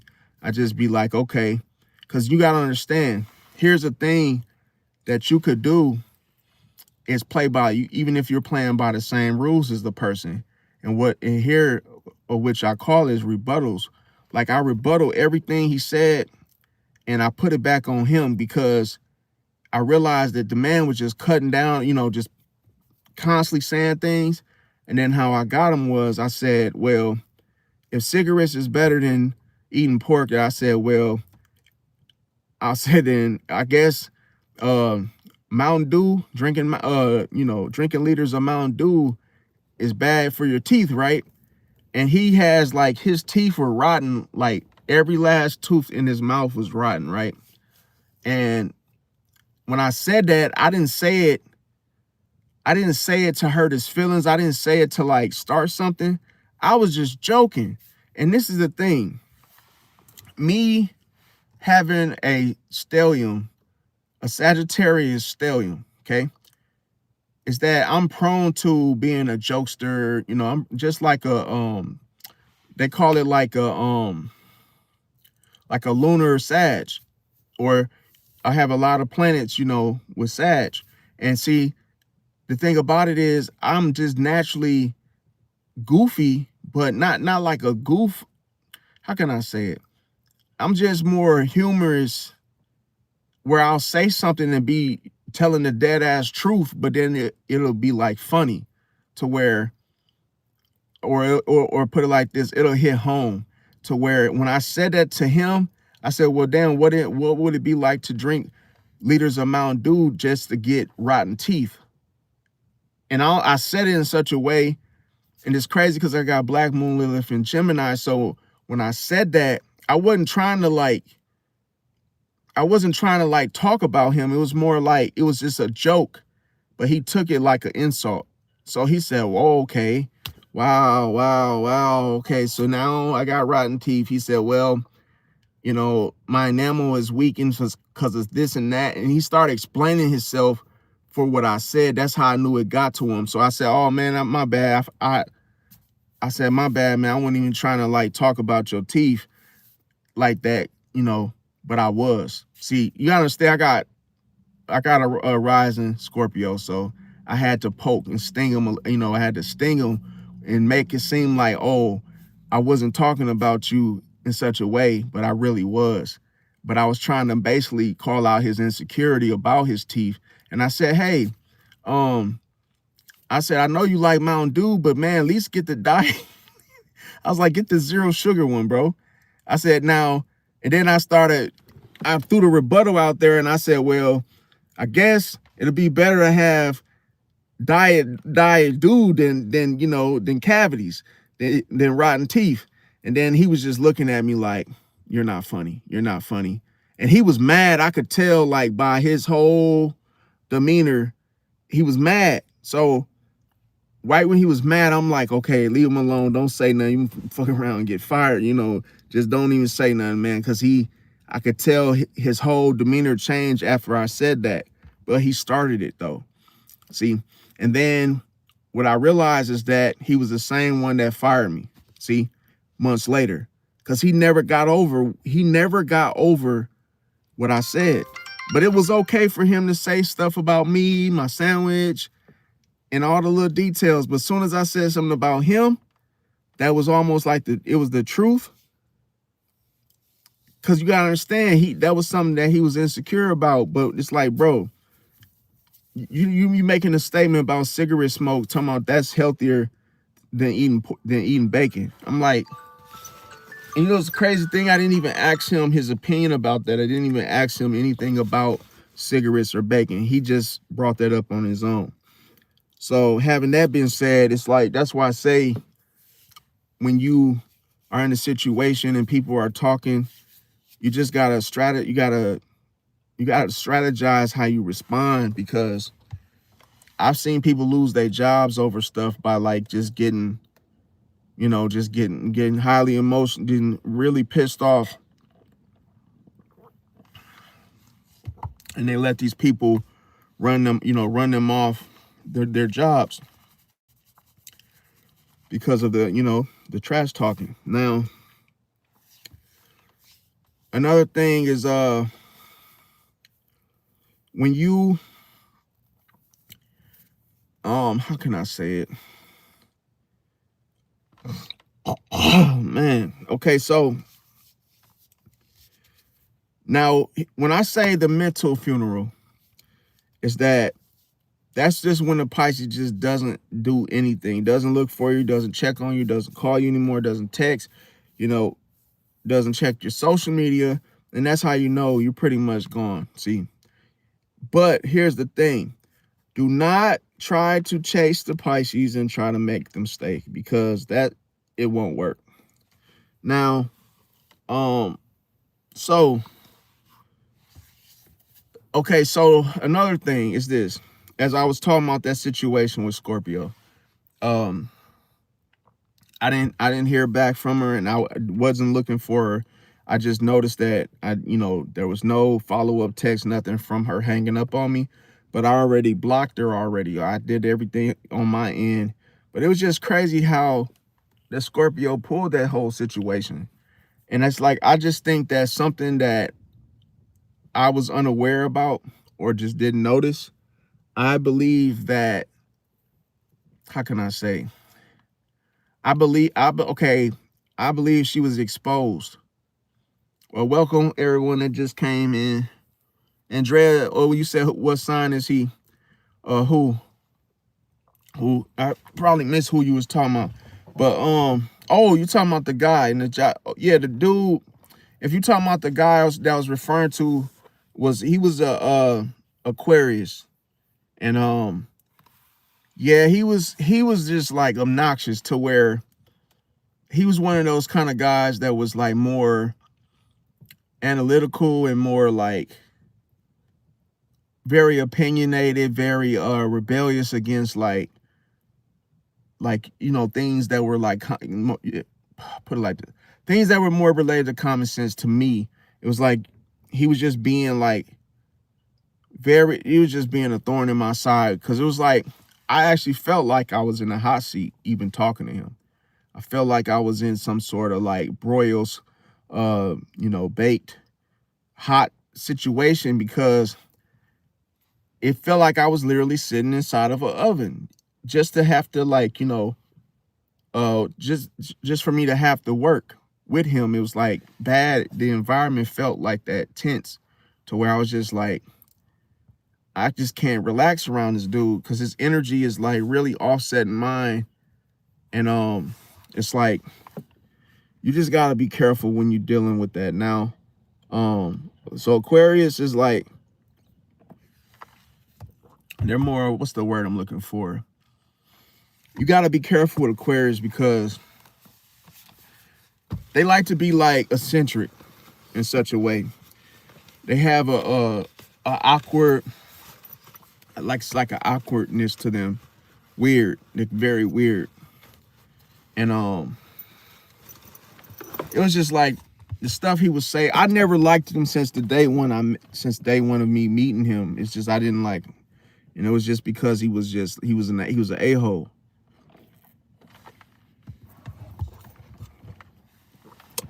And it was like, how can I say it?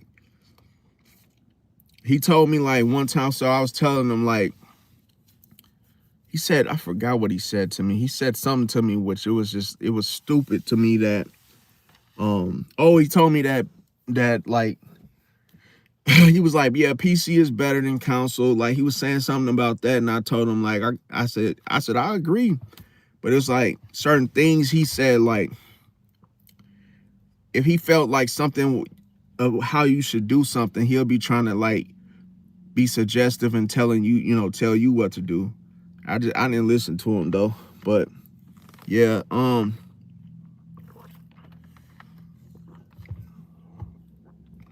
okay, so welcome, Ashho.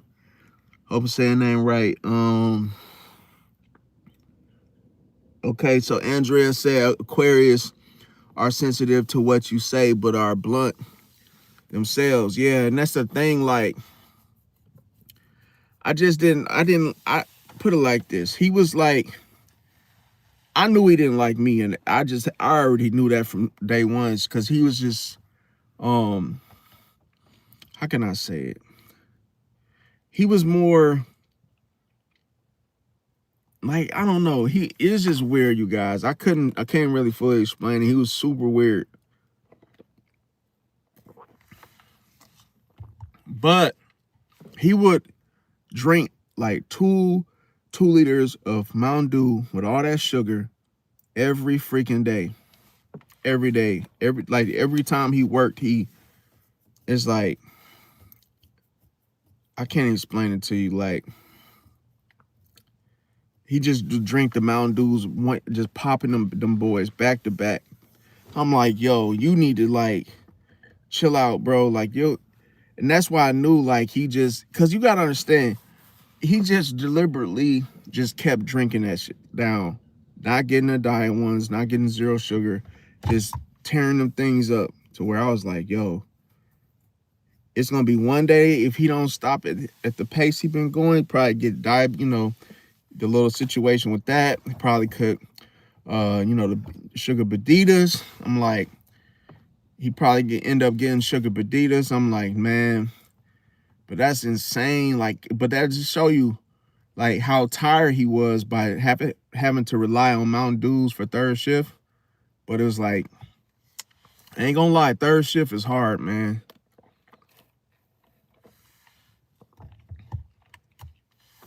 I remember one time I was so tired. I was so freaking tired. And I was falling asleep, and then I ended up going into the corporate offices, and like I did my tour as a security guard, and I was so freaking tired, y'all. I literally went to the bathroom because the corporate side of the bathrooms or restrooms, they were like more, how can I say it? More cleaner. It's like they were very clean and well kept. So what I would do is I would take my security jacket, which was huge. It was like super long, like the little, like not a trench coat, but it was like pretty long coat.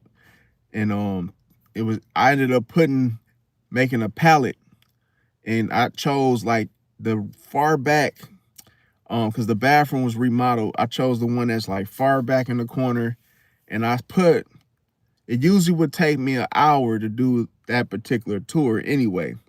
So I said, man, I'm tired as shit, and I need to at least like, because I have sleep apnea, so I have to like sleep with like a CPAP every freaking day, right? Until I lose the weight or whatnot. It ain't no big deal. But with anybody that has sleep apnea, let me tell you now, man, that shit ain't no joke. That means, like, for those of you that don't know what that is, it's when you put it like this, when you're sleeping, you stop breathing in your sleep, okay? So it's like after so many, I forgot what the name was, but you basically stop breathing in your sleep, and then it can mess up your heart, or it can mess up your how can I say it? If you don't get it treated. So yeah, I have to wear a mask, a CPAP machine. But it's crazy. I actually like the CPAP machine because like the air feels more fresh, and it's like it basically picks up on your breathing. So if you stop breathing, it kicks oxygen in basically to your brain. So you don't stop breathing. Now, a lot of times, so basically why I said that was when I set the pallet, and this was before I got my CPAP machine. Now I'm talking about those of you that either have sleep apnea or know someone that has it. For years, I was not getting like REM sleep at all. So could you imagine me going to sleep and literally not sleeping correctly for like years and years and years, right? Didn't even know I had sleep apnea. Man, I'm like, I literally was asleep, you guys, before my shift started, right? And I swear to you, even after sleeping for like 7 hours, I woke up tired as shit. Like I just couldn't. I got ready for work, and as soon as I went to that bathroom, I put my security coat on the floor, made like a nice little pallet, and then you know how the little tissue rolls are like already inside of the little tissue thing. They put like about three, 4 rolls in.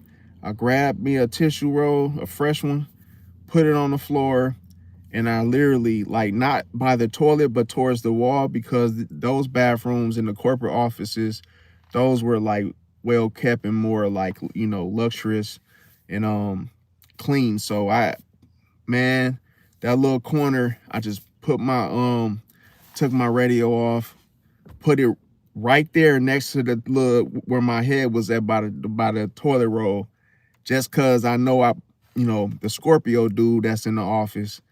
I'm like, I'm sure he's watching the cameras to see if I'm doing, what I'm doing in the tour, but he was playing Pokemon Go on his phone in the office. So I'm like, he ain't paying attention to what I'm doing. He probably is, but not like really watching and scanning. But man, I went to sleep right there on the floor for like 30 minutes. My alarm went off. And then, what's the craziest thing? I forgot. Like, while I was asleep, it felt like I was dreaming, like as if I was at home. And then when I like heard that alarm and woke up, it felt like Hours went by, but it was only 30 minutes. That's crazy. To where I woke up and was confused, like, oh shit, I'm at work. I'm like, oh damn. And then it was like when I picked my radio up, and then I had told him like, yo, I just finished my tour, but I ain't even do the whole damn tour. I just told him, yeah, my tour is done. I did that because I'm like, I didn't want him to be like, you know, if I had to walk around and do certain parts that you would normally do first within the tour, like lock the, you know, certain doors.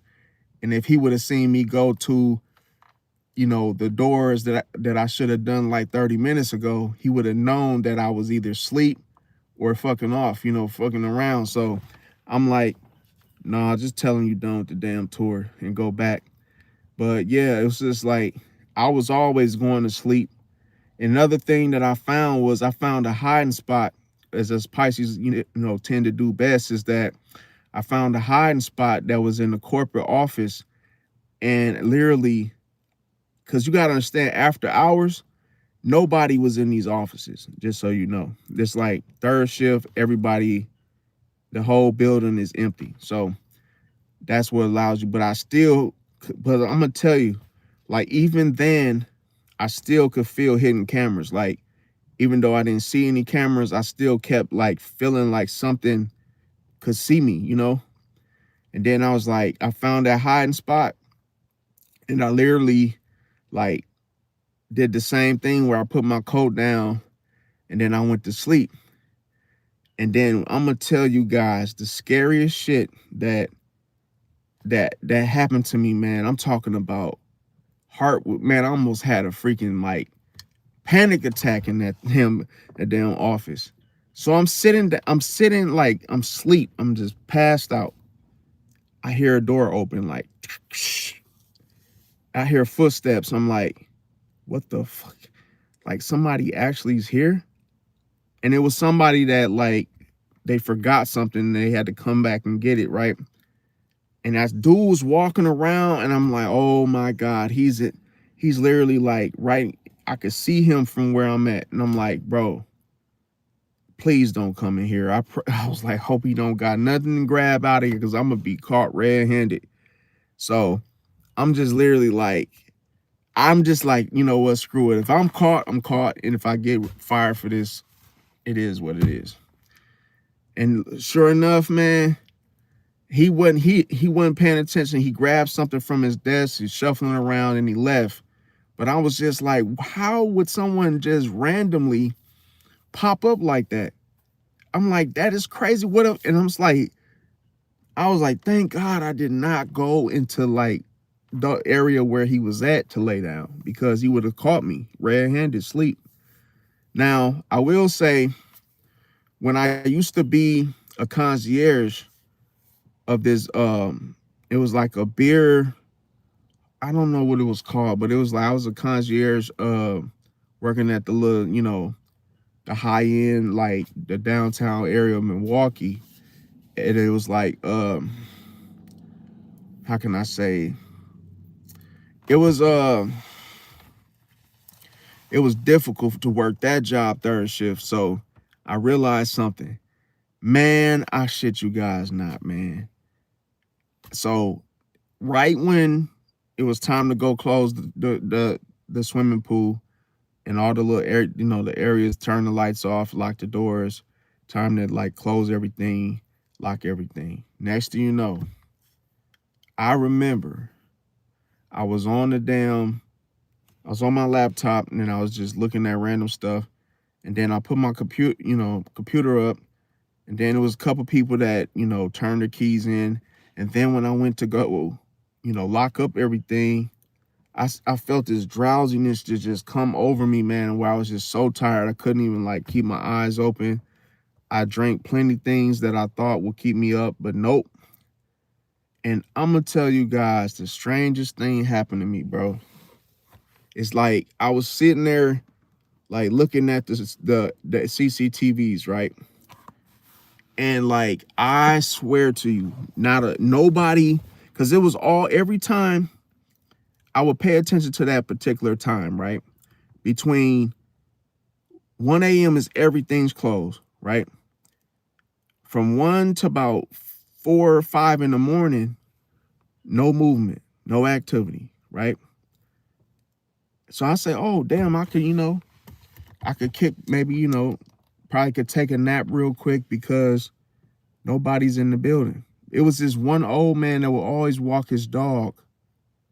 And I've always, my intuition told me, like, watch this dude because he probably knows, maybe he caught officers sleeping at the desk.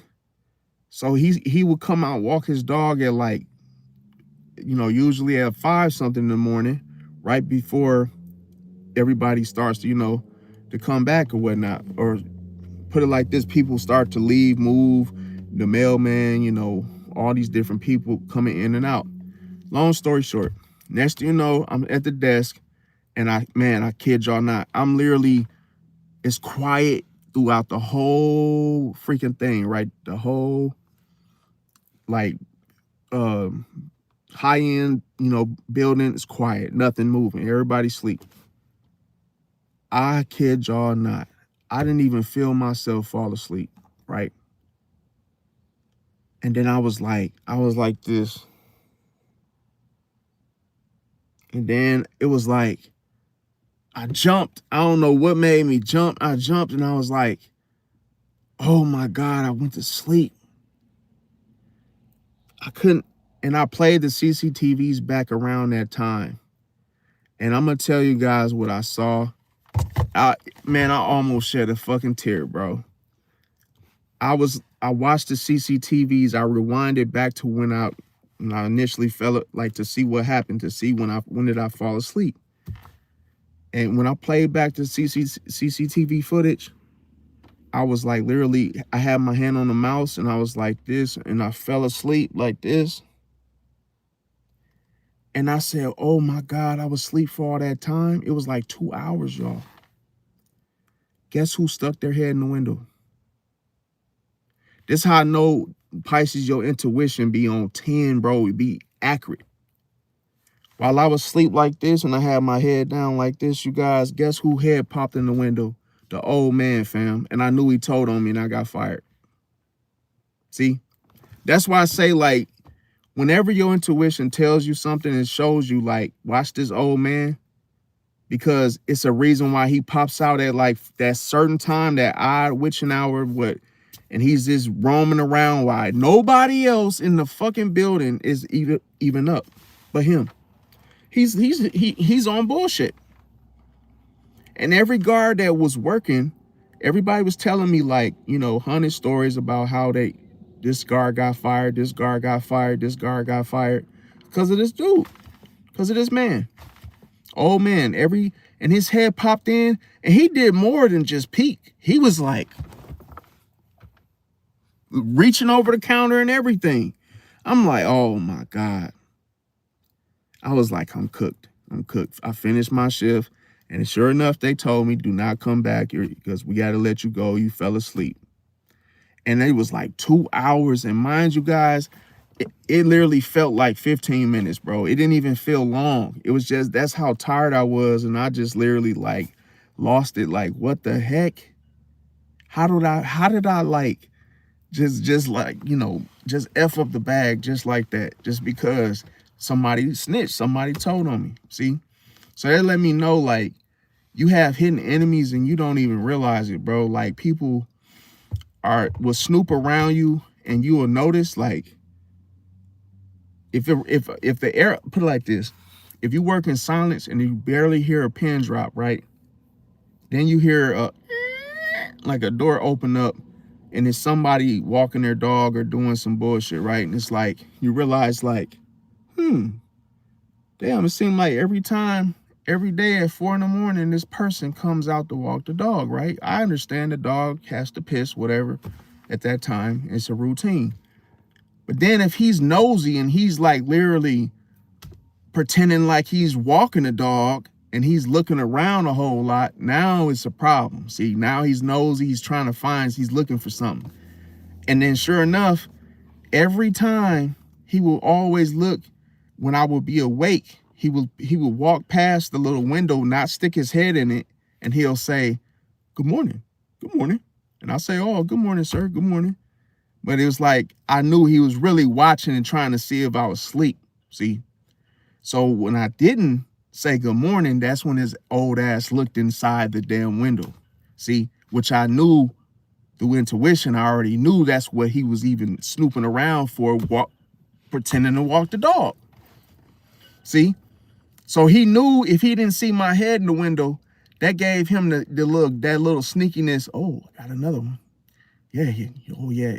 And that's what old men sometimes they do that shit because they're, you know, baby boomer. They're just a old ass fart that they just ain't got nothing better to do but just snoop around and tell on people. See, and he's probably counting them like he's really getting, you know, oh, got another one. Oh yeah.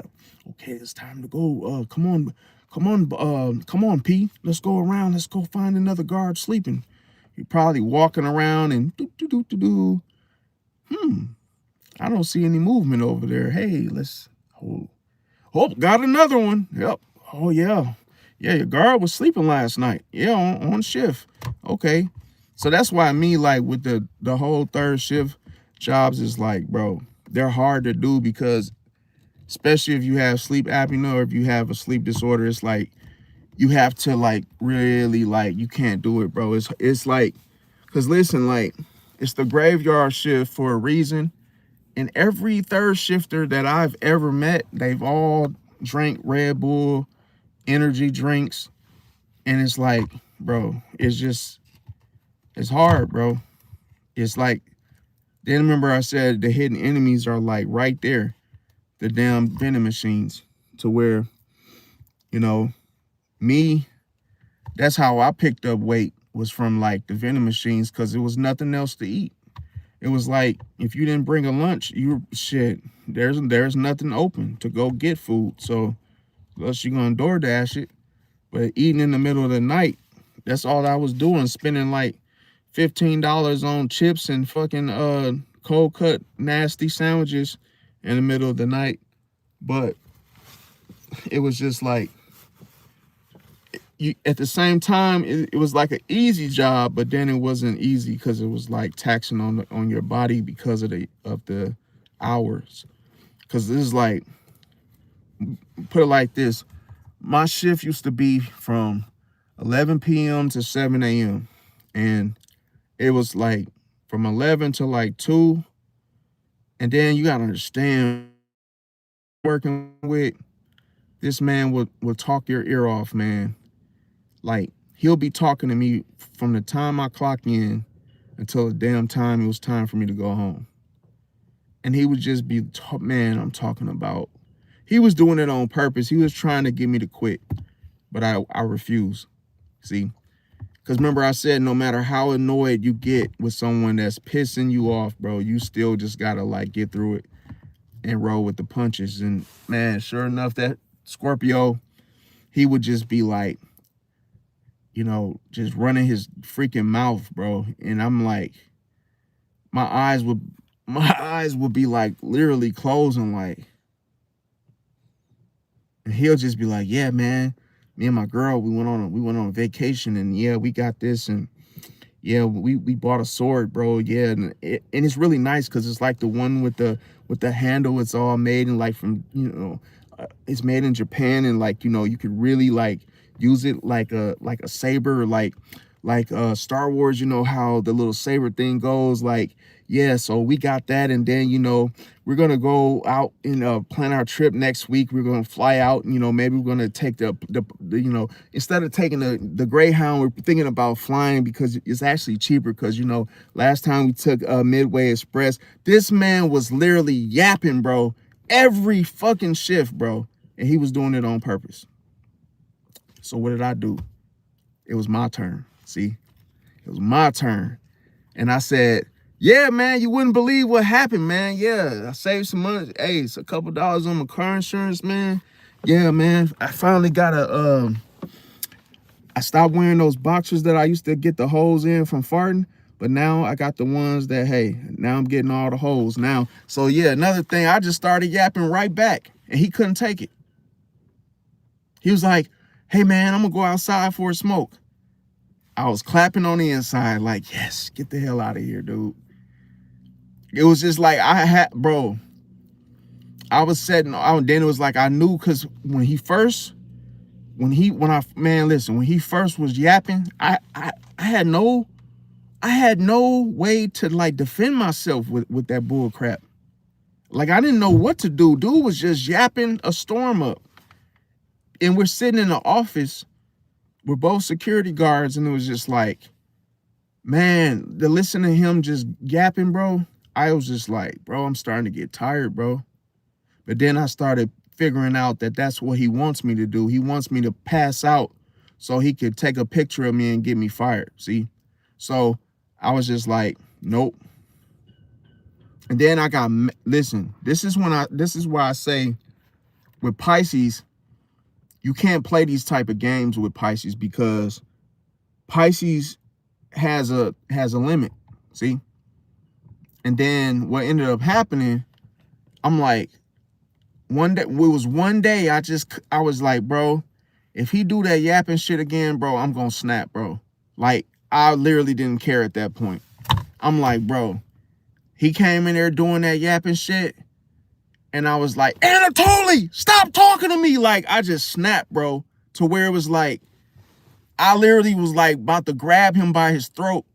I'm like, bro, shut the up, like literally like that, y'all. I'm like, don't talk to me. I don't want to talk to you. And it was just like, after I snapped on him like that, he was quiet as a mouse. Because I was going to, I was going to grab him. I was going to snatch him up like that. Like, literally, I was going to grab him by his freaking collar and tell him to stop freaking talking to me. Because, bro, he pissed me off to the core, to where I was like, bro, you can't just sit there and just talk to me to death like that. Like, no. And when I did that, that's how I knew you had to set boundaries, bro. You had to. It's like, people only gonna do to you what you allow them to do. You let them slide with it, you listening, they're gonna keep going because they're comfortable. So I said, no, I'm not gonna tolerate it. No. Like, I told him to stop talking to me. And then he, Scorpios, when you check them like that, you know what's coming, right? So, and they act like, okay, well, fine, you don't want to talk to me. Okay, I won't. He was like, fine, I won't talk. He was like, fine, I won't talk to you then. I won't talk again. Hey, man, I'm not going to say anything else to you. I said, all right, cool. I'm thinking like he gonna handle it like a grown man, bro. Nope. He got vindictive and he got revengeful about it. Like, okay, well, I'm not gonna say anything. Fine, I'm not gonna talk anymore. He was like, so when you can't figure out something, I'm not talking. I said, oh, okay, cool. You ain't gotta talk. I'll do it, man. I was the manager. I'm like, shit, I'll do it. I ain't tripping. Man, this dude was being, he was in his chest pretty much. But he's trying to act like he wasn't, but that's how he was handling it. And then it was just like, when I needed, the power went out. And it was like, we was just sitting there working, and then the power went out. And then he was like, I'm talking about, it was crookeds, y'all. Just crookeds. And I'm like, bro, we got to turn the power back on, bro. And then he was like, he was ignoring me, like, looking around like, well, he didn't want to talk because he was still holding a grudge, like, from what I had, checked him. And then he's like, now, this how once he realized that I wouldn't ask him for help, I just started handling everything, like calling we energies and stuff, to get a contractor out to, like, turn the power on, tell him what happened, and, going through the different, it's like they got these little books, like these books on how to handle every situation that can go wrong in the facility. So once I started handling it, he felt like, I don't know what he was feeling, but I think he was feeling left out, like I was running the show pretty much. So as soon as I started handling it, and then We Energies was on their way out, I was like, okay, We Energies is on the way. Then as soon as they arrived, I told them where the area was with the whole, power and stuff. It was like, oh, they were like, yeah, okay, power be restored shortly. This man gonna jump up talking about, oh, I could take you to the room and open, and show you guys where the room is. Like, man, sit your ass down, boy. You wasn't trying to help with nothing. See, now you want to help because you realize that I'm handling it. See, he thought I was going to be dependent on him to, to do stuff. And I'm like, no, you want to act like a little baby, then fine, I'm gonna just do it anyway. So that's the whole power struggles with Scorpios. Like when their reasoning for, how can I say it? Their reasoning for, like some people don't realize just how much of a nuisance they can be. Like they could be worrisome to where it's like, bro, you was talking too much, dude. It wasn't like you was just saying a few things and I was being mean and I just like told you to be quiet. I said you kept doing that to me like every shift, and I got sick of it. And then it was like, instead of me suffering about it, I brought it to your attention because you kept doing it. But it's like when you end somebody's cycle, that's what they're gonna do. But it's like he was just I just think that he was just too intense about the fact that he didn't understand. Like, that's why I said, like, you can't reason with a fool. It's like he just didn't want to understand that the fact that I didn't want to talk, because he knew what he was doing was a scheme to begin with. Like, he was using that as a strategy against me to piss me off. So, then he started trying to he did some evil stuff. He asked me, so I would use the same thing about, hey, can I get you a hot sandwich? Would you like a soda? I got him with that, but then he denied he didn't want the stuff. Then he did it to me. He saw why I was even saying, oh, can I get you a hot sandwich or, a soda or something from Quick Trip? Then this man, he tried to poison me, you guys. He tried to poison me, fam.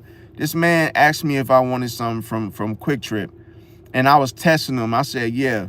And then what he brought back was a sandwich, 2 sandwiches in the bag. And then he said, I'm going to eat the one that's in the bag. You just take the one that's on top or something like that. When I got the sandwich, something told me to check first, right? So I checked it. And then he was like, I wasn't sure if you wanted pickles or anything. He was like, because he said if they remove those things, like the little pickles and stuff, at a certain time. But he didn't know that they don't serve pickles at nighttime like that.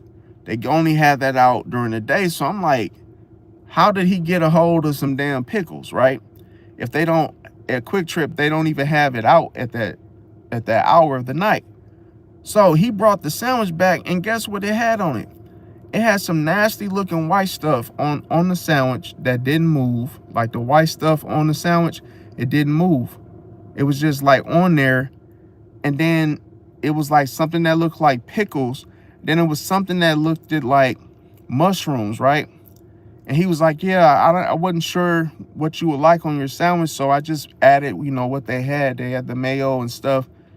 And I was like, hell no, this stuff looked like somebody done busted a damn coconut on top of this damn sandwich. And I said, and all these little things that look like some doggy treats or something, it looked like some dog, it didn't look right. It looked like something like a poisonous sandwich that he evil Diddy type of sandwich that he prepared, right, for my eyes. Now the funny thing is that as soon as he gave me the sandwich, he's like, yo, I'll be back, I'm gonna go start my tours. I'm like, oh hell no, now you're gonna try to leave after giving me this sandwich that you done laced. So as soon as he went on his tour, he was like, all right, well, he was like, well, enjoy your sandwich. He was like, yeah, enjoy your sandwich, man, and yeah, I'll be back. And then I'm like, man, you think I'm stupid, bro? I grabbed that damn sandwich and crumbled it up, threw it in the garbage. And then he came back and he was like, oh, how was your sandwich? I said, no, man, I ain't eat that. I said, man, matter of fact, I'm gonna just give your $2 back. I said, man, I ain't even eat that shit, bro. I said, I lost my appetite. But I already knew I was on to him because I knew, why would I take a sandwich from the enemy, fam? I'm not stupid. And then this is where it gets interesting. Fast forward it, right? Like 4 months later, right? We're sitting there talking. Then he says, he tells on himself. See? And remember I said sometimes people tell you clues like puzzle pieces to other information, right? So remember I said I was trying to figure out how the hell did he get those mushrooms on that sandwich, right? And they don't even serve mushrooms. So he told me, he's like, yo, bro. He was like, man, me and my boys, man, we were doing shrooms, bro, the other day. I got toasted, right? And as soon as he said shrooms, it like clicked in my mind, like that was what was on that sandwich. See? And this mother effer tried to get me to eat that sandwich. And I probably would have became super sick, disoriented or whatever. Because that white stuff that was on there, I don't know if that was Elmer's glue or some type of coconut. And then, like I say, the little shit that was on there with the whole mushroom shit, those were shrooms. I knew they were shrooms. I just couldn't think that they were those when I saw them on the sandwich. But when he said, oh, yeah, he was like, yeah, me and my boys got cooked. We were high as a kite. It told me he was doing shrooms. That's when I knew, like, oh, yeah, you thought you were slick trying to put them shrooms on that sandwich. So in my mind, I told him, I said, well, I said, do you believe in karma? And he was like, no. I said, well, just know everything that you do to a person that's evil, it comes back to you. And then he was just like, well, until that day comes, I ain't gonna worry about it. I said, oh, you don't need to worry about it, because when it come knocking at your door, it's gonna take you with it. And he was like, oh, well, I guess I'll wait till it takes me then. Because then I told him, I said, hey, I said, this man would drink Monster energy drinks every day for work, right? And I was like, I said, you know, those Monster energy drinks, they're not good for you, bro. I said, you be popping them bad boys like they're bottles of water or something. And then he was like, he gonna keep doing it. Man, I don't know what happened, but it's like I got fired. So I think I got fired because of the Aquarius and him. Because those two were friends when I first took the job. And then what I ended up realizing is that as soon as he got me fired, or whoever got me fired, between the both of them or one or the other, next thing you know, it's like, damn, I almost forgot my trail of thought. But it's like, as soon as yeah, I felt like either one or the other told on me and I got fired. So I realized like it had to be both, because what ended up happening was I ran into one of the workers from I think it was second shift. He told me that right after I got fired, the Scorpio dude, he ended up quitting. See? So I knew that was guilt. Because if he got me fired, he probably feared the fact that I would even, you know how people are. He probably thought I was going to come back for revenge. So that was probably the thing. Now, let me see. Motivich Welko said, can a Pisces be with the Libra that always flirts? What if she had to work far out of town? Should I trust her?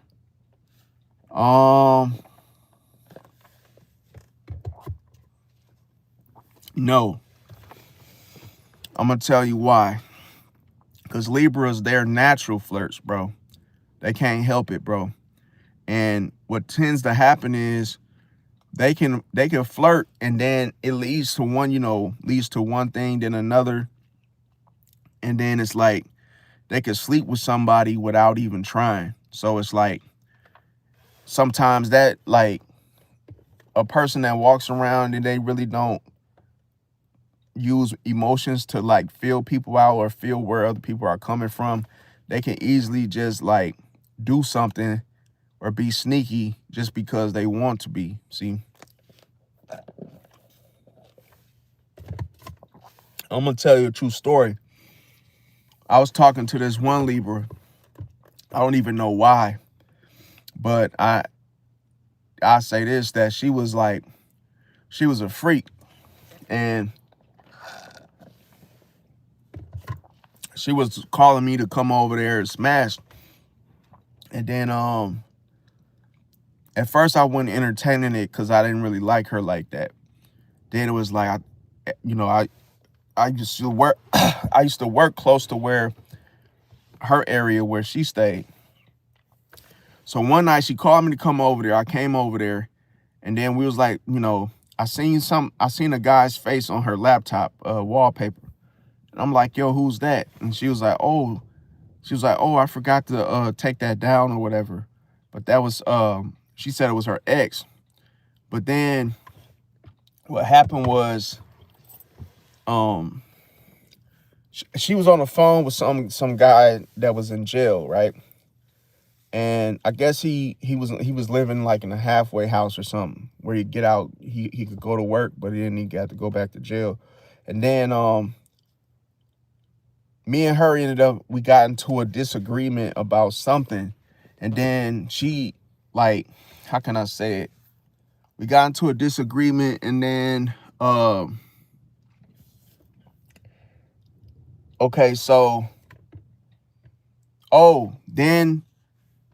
then I was like, okay, I didn't want to talk to her. I told her to lose my number, whoop-de-woo. I was done, right? Then she pulls a fast one. She tells me, oh, you know that guy you were asking about on my computer? I was like, yeah. And then she was like, yeah, that's my man, or some bull crap. I'm like, wow, okay, whatever. So you lied about that. And then she said, the same guy, she said that's the guy that was locked up. Man, I'm talking about this was some crazy stuff, man. So I told her I didn't want to talk. Boom. Then all of a sudden, the dude on the wallpaper, he literally, like, because I didn't believe her. I was like, no, that can't possibly be your man if you're out here screwing around with me or whatever. And then that didn't mean nothing to her screwing around with me, right? What she ended up doing on the wallpaper, and he was her, her pimp or something. What happened was, this man calls me and was like, yeah, what you got going on or something. I said, who is this? He's like, he was like, you messing with my girl or something? He's like, yeah, you talking to my girl, whoop-de-woo. I said, nah, bro, that ain't even my girl. I said, shit, I thought she was single. I ain't know she was even talking to, other people and stuff. And then he said, this is what, man, when he said this to me, I was just like, what the hell? This man threatened my life. He get to telling me like, yeah, man, I heard you said this about my girl or something. Like, he was like, I'm locked up, but I don't think for 1 second that I can't get out. I can't get off on you. I'm like, what? This man said to me, I said, yo, I don't even know who you is. And he was like, I know who you is, though. He was like, I said, not, whatever, bro, whatever, right? He was like, I know everything about you. And at the particular time, he was like, and it's because of what I told her. So she told everything that I was telling her. She was telling this dude that was locked up about me. So he was like, oh, because I didn't believe him. I'm like, I don't really, it ain't my girlfriend. I ain't really tripping. Like, it's not my girlfriend. And he said, yeah, I know everything about you. He was like, yeah, you work at Toppers up there. I said, what the heliante? Like, what the heck? How the hell this dude know that where, where? And I'm like, she had to have told him, which obviously. Then he said this, and this what blew my mind. And I was like, yo, I can't. This man said, all right, bet. He was like, this man, he said, yeah, you stay at this address, boom. Soon as he said that, I lost it. Like, yo, why are you telling this dude everything about me, bro? She's a Libra. I'm like, now you starting shit, and this is very dangerous for me because this dude said my address, and that is my address. So I'm like, what the hell? And that's when I was like, oh, no, I got to cut her loose. I can't talk to her no more. And that's exactly what I did. But it was like, to me, it was just like, he even told on himself. He even told, like, he did that, like, self-snitching stuff. He told on himself and was like, yeah, man, I got work and all this little stuff. Yeah, I'm fighting this charge for this and this. And then he's like, yeah, she minds and all this little stuff. Like, yeah, I got, she make money for me. Just the stuff he was saying to where I was like, yo, you got to be careful when you're dealing with Libra, bro. She told dude all my business. Like, I never even met dude. No, that's real dangerous.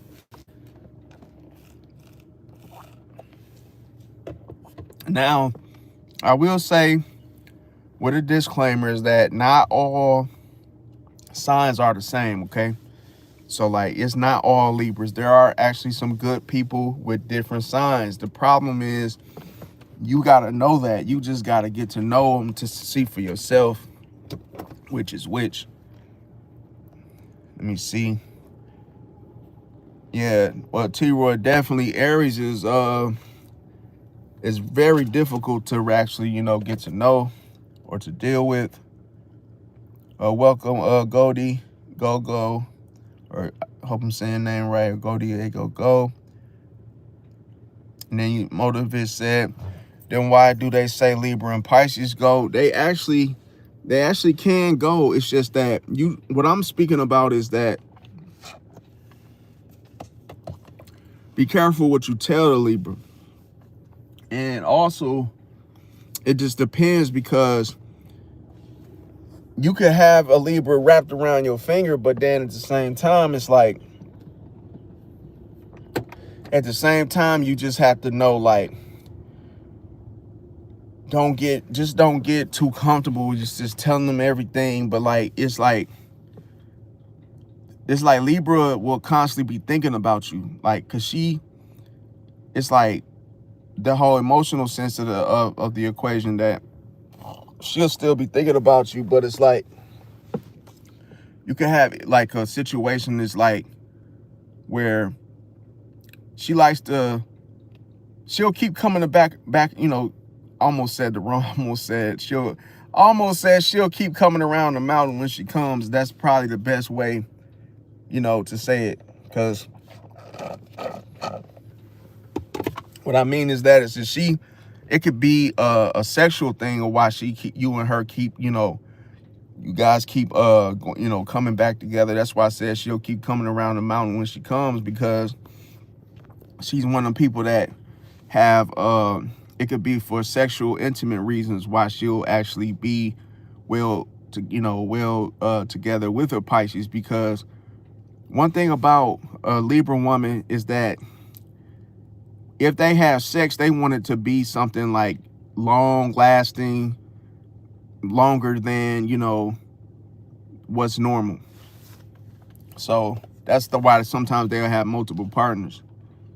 But it's just like,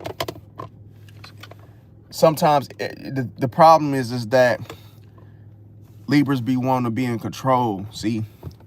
And they could be like, sometimes it could be indecisive, unreasonable about certain things.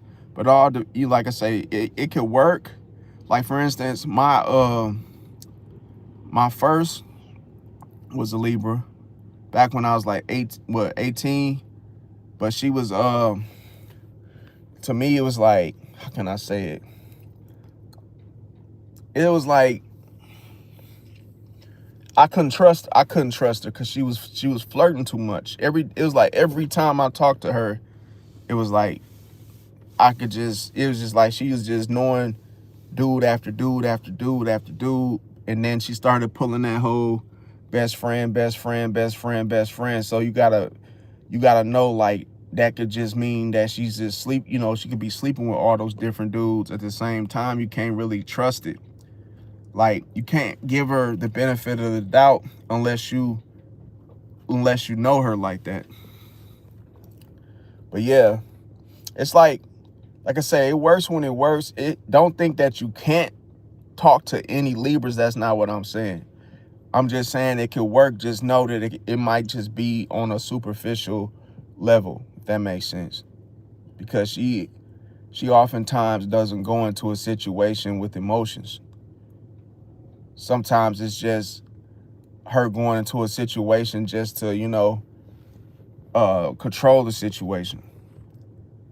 Hope I answered I'll do a video. Matter of fact, I'll do a video about that for. Yeah, I actually just did a video about Libra and Pisces, I believe. Yeah, I did. So yeah, if you want to go check out that video, I'll talk more about it, and going as far as going more in depth about it. But those of you that haven't also subscribed to my other channel, I got a backup channel, and that's Team Pisces. So those of you that want to show support, you can find me there. And it's Team Pisces, as I TEAMPISCES. So yeah, let me see. Okay, you said, bro, I've been with this Libra for 20 years. She flirt all my life. Yeah, that's the thing. Like, that's what I'm saying. Like, the reason with everybody's, like, relationships are different. When the Libra that I was with, the reason why I say I couldn't trust her, because she was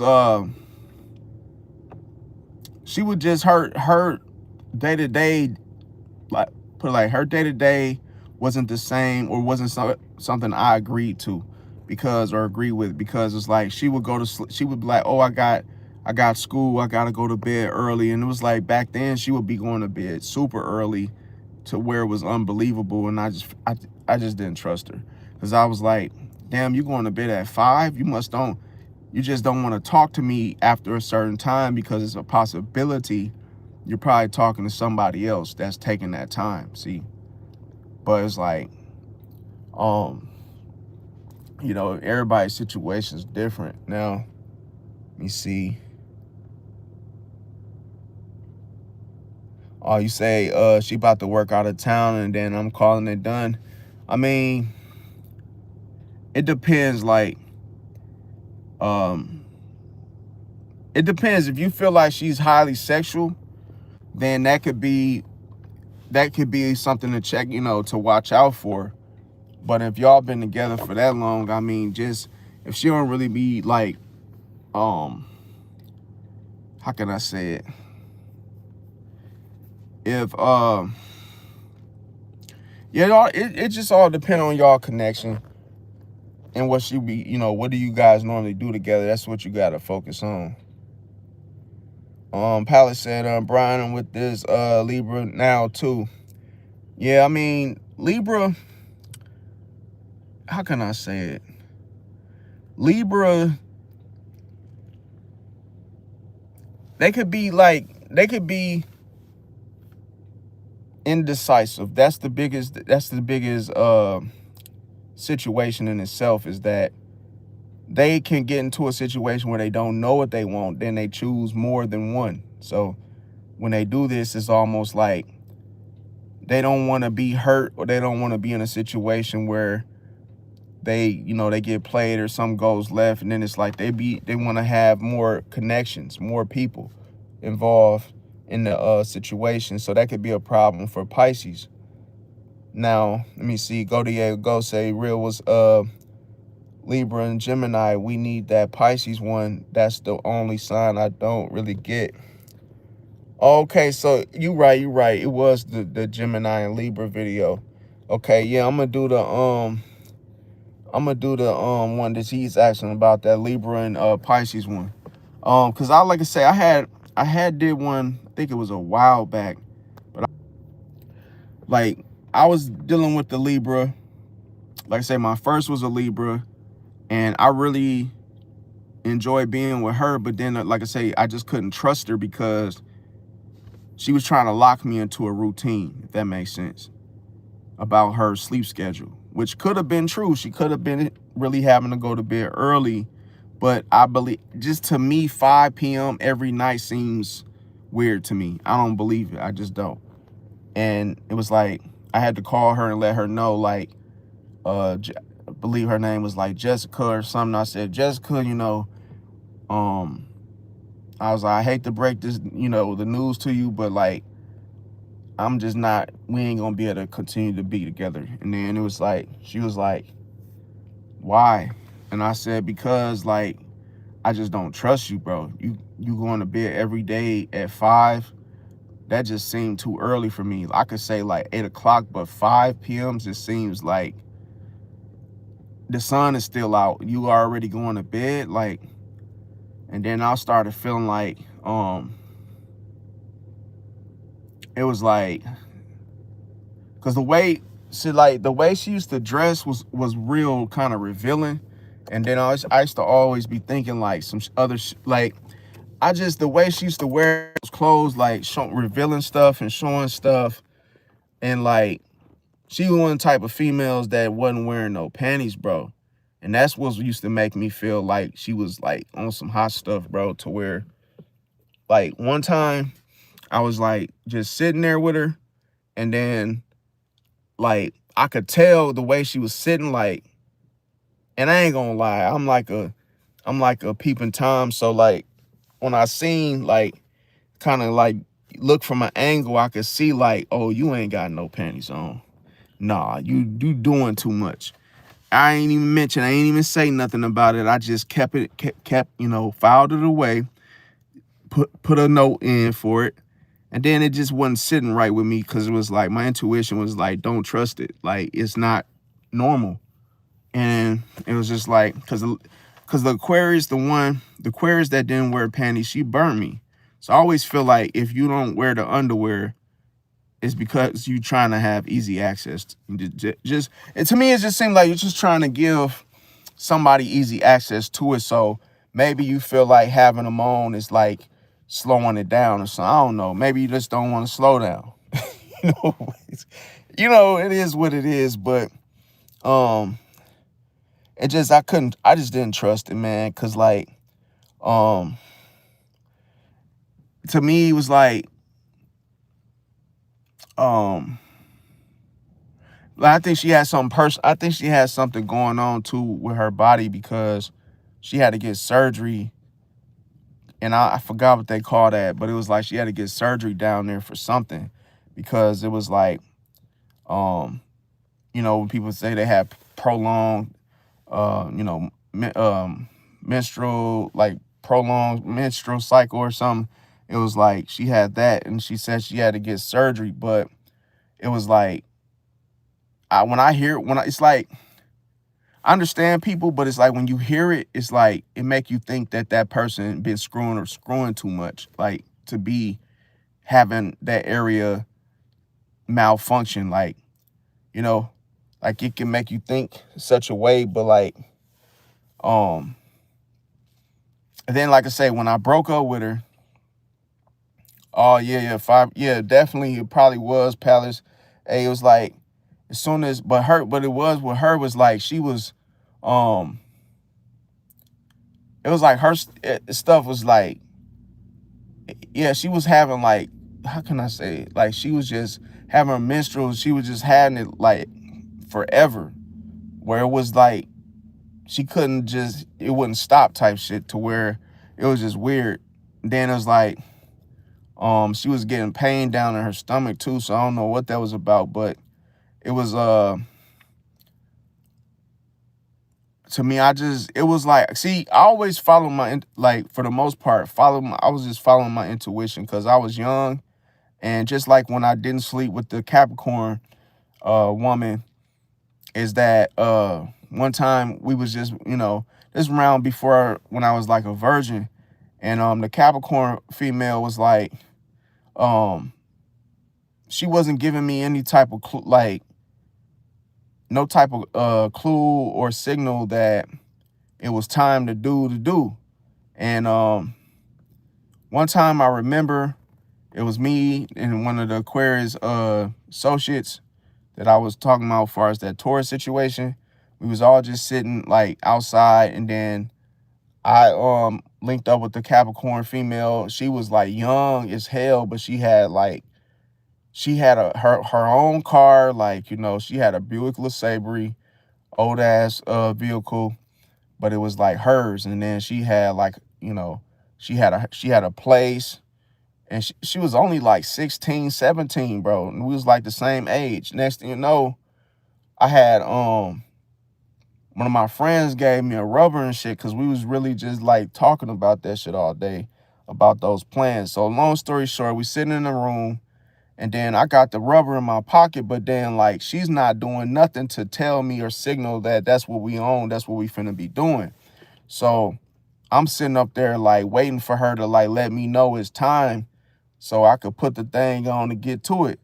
So she never did. So I started getting frustrated because we in the room, and then like the girl, so basically I told her to bring her friend for my friend, because it would be awkward. I'm not gonna be having somebody with me and then they ain't got no girl to talk to, and it's just me and the girl that I'm talking to. So I told her to bring her friend Ashley. So Ashley ended up going with the Aquarius. Man, tell me why when Ashley went over there to the Aquarius, this man was like literally smashing her like soon as she went in the house with him. They already doing the do. Next thing, because how did I know this? Because his brother, which is a Pisces, he already told me, like, yeah, he in there smashing that girl that came with you, whoop de woo. So I'm sitting there with her like, why is she like not saying nothing, whoop de woo? And I'm even like, I'm initiating, but I'm like, I ain't finna force myself, and she ain't even like telling me that's what we doing. So then next thing you know, it turned me off. Like, man, maybe this ain't supposed to happen, bro. Because I feel like when something naturally supposed to happen, it's not even confusion or, it's not confusion and all this, like, what we doing, So I just said, like, I got frustrated, and I was like, you know what, I'm good. You can go, like on that type of time. And then she was like, all right. She left. And then when I guess the Ashley girl came out, they did, talked or whatever. Then they finally left. Now, speed it up. I ran into the girl again. I think we was talking on like Facebook. She tells me, "Oh, I remember when we were young, when we were younger." She said, "Yeah, I remember I thought you was gonna smash me, but you were like acting like you were hesitating or something." I said, "I wasn't hesitating." I said, "What did you want me to say?" I said, you was making it weird." And then she was like, "But you should, like, you didn't take initiative. You didn't tell me to, like, get on the bed and stuff." I said, "I'm not supposed to tell you to get on no bed, fam." I said, see, with me, it's like this. With Jessica will see, this is the thing. The difference is with Jessica, she would just lay and we finna do it. She already, like, you know what I'm saying? She already, it's like, how can I say it? She already assumed the position, if that makes sense. But you ain't supposed to like make somebody do something, bro. That's weird. Like, that's like you trying to take it. Like, you trying to take it at that point. And that's the way the Capricorn was making it. Like, it made it feel like it was on some, like you taking it if you're doing all that. So I'm like, bro, if I feel like I gotta do it like that, I don't even want it, bro. Cause I feel like that's like, if a female is that damn awkward, we don't need to do it, bro. I'm not doing it, bro. Nope. It's because you gotta think that if somebody, I feel like this, if anytime something makes you frustrated because you don't like the way they're going about it, maybe it's not meant to be, fam. See?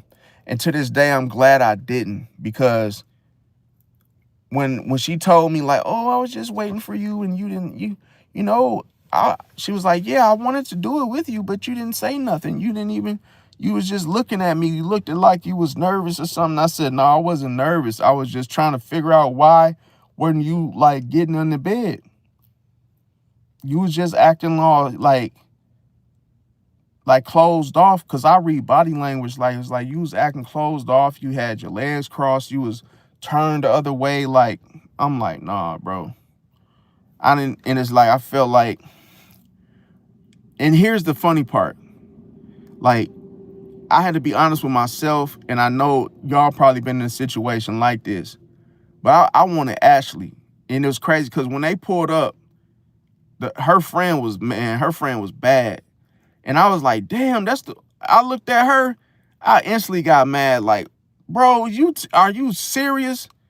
How your friend gonna look better than you, and you don't bring your friend for my friend? In my mind, I'm like, man, I should have had both of y'all for myself, or you should have took your ass over there with him. Shit, since you want the Ja Rule type, go ahead. He looked like Ja Rule. Why don't you go over there, talk to his loudmouth ass, and he could have told your ass to lay down or whatever it was you wanted, and give me Ashley, shit. But I was like, you know what? It's all good, whatever.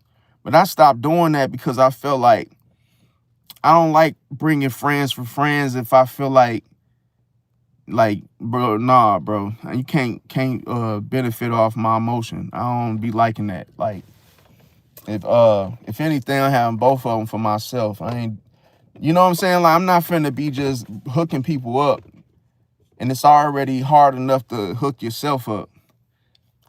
Okay, I could have flipped both, but I wanted Ashley because it's like she just had more of the personality than the other one. She was more talkative. The other one was Capricorn, was more quiet, and she seemed more boring, like more boring to where she wasn't even making it, like, how can I say it? She was just like, just awkward as hell, to where I just was like, I can't do it, man. But I say Jessica would just lay down, and Jessica was more like, because one time I remember her stepdad was at work. I came over there because me and Jessica, how she was a Libra, and I remember I wasn't even like, my grandfather dropped me off over there. I was young as hell, and I remember that now this is funny because like Jessica wasn't even, she was bad, but she did not, like, hygiene wise, bro, like, and that's what be getting me, is like some of these females out here, they be looking good, but they do not have, like, their hygiene is not like on par to where it's like they be like having little, like, you know, smells and stuff that's not supposed to happen, or they got the tissue paper, you know, caked up in they behind, and it's like stuff that, you know, like I remember one time I was messing with this lady, this older lady, and she had tissue in her butt, and then it was like we was supposed to do the do, and then like once we got into it, it was like I seen that shit, and I was like, I said, nah, man, you got to get your ass in the tub. She said, who you talking to? I said, you. I said, you. She was like, don't disrespect me. Don't talk to me like that. I'm a grown ass woman. I said, you a grown ass woman with tissue in your butt? I said, dude, you not even supposed to let somebody see that shit, fam. Like, that's nasty, bro. And then I got pissed off because I'm like, I shouldn't even have to see that kind of stuff, bro. And then she told me, she was like, first off, I wash my ass. I wash my ass shit. She said, that happened because, probably because before you came, I probably couldn't reach. I said, see, I'm done, bro. Like that right there turned me off. This is like to the point where I was like, I'm done. Nope. And when Jessica did that, it was the same thing. I told her, I said, man, I ain't trying to embarrass you or nothing, but you gotta let's do the showers together. Let's get in the shower. Cause I gotta make sure you right, cause you ain't doing it right. And I ain't even no girl to know like, and I even be asking women nowadays, like, what soap do you use? And they be like, well, you be having that hoodie on every day though, but so I'm clean. Even though I got the same, I wash this damn hoodie every day. You see, I be at work every day, so I'm not finna wear my best clothes to go to work, lifting boxes and heavy ass water jugs and all kind of, dust smearing off on me, all kind of stuff that be happening.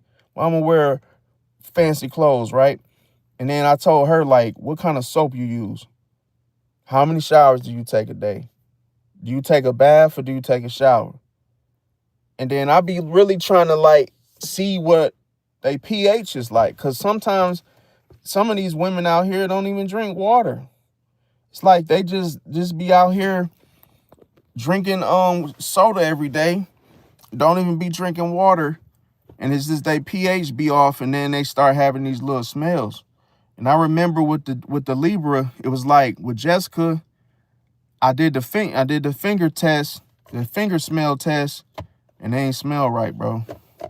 And I was just like, when I seen that, I was like, you gotta get in the tub, bro. Like, talking about some, I don't really feel like getting in the tub. Well, you got to get in the tub, we ain't doing it then. Because you stink. End of story. That's what another thing why I don't, like, that's why I go for older females, because it's less likely a chance, but you still got to, like, know they're cleaning. Like, even if you use their bathroom, just move the curtain, the little shower curtain out the way, and see what soaps they're using. I'm one of them type of dudes where I'll be all up in your shit in the bathroom looking like, okay, if I don't see that one type of soap, I know your ass stink. And then I'd be like, okay, let me look and see. Oh, okay, what's this? This smell kind of fruity. But I had to look, because you got to really, I feel like this. That's why you got to do a tour through a woman's house to see what type of, that you got to see how clean they living. Because like me, I won't even take a plate if I feel like your kitchen dirty or something. Like if I feel like your kitchen is nasty, you can't make me nothing to eat. Especially because you got to understand, like, if a person have a dirty kitchen and dirty dishes everywhere and garbage overflowing and just countertops all dirty, and they talking about, oh yeah, you want me to make you a hot meal? Nope, I ain't taking no hot meal from you. And you got the whole kitchen looking dirty like that.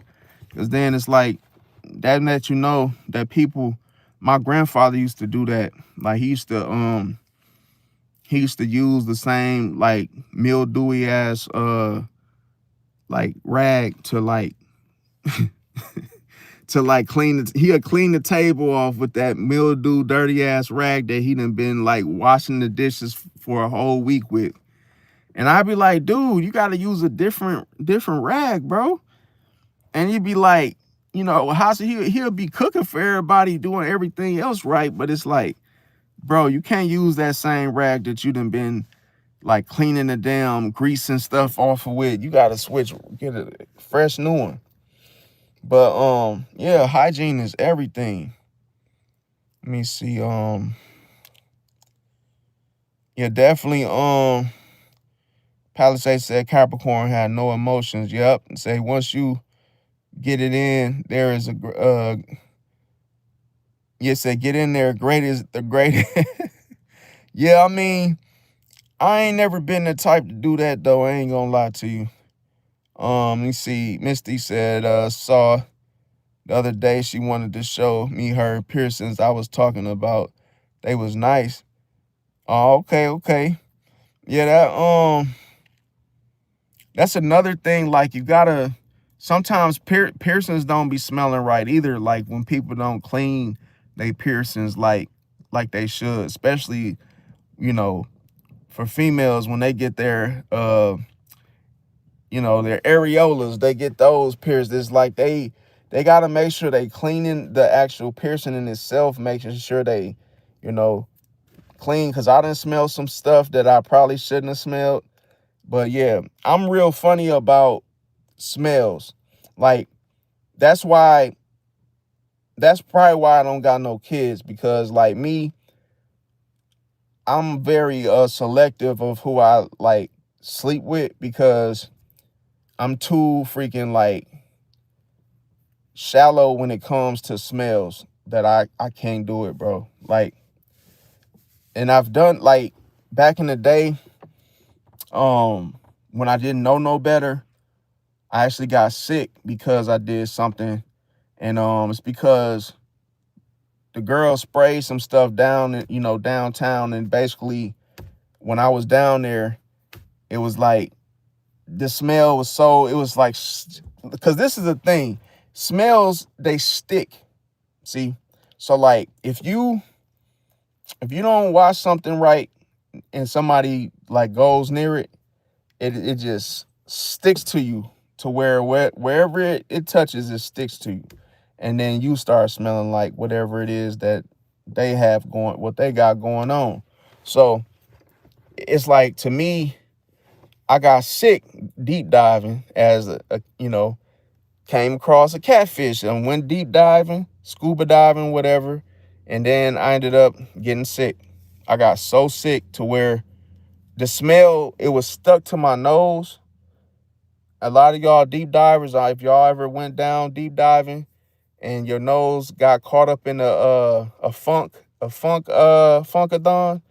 next thing you know, you try to wash your nose and you still smell that smell on your mustache. And then you're like, yo, I can't get rid of this.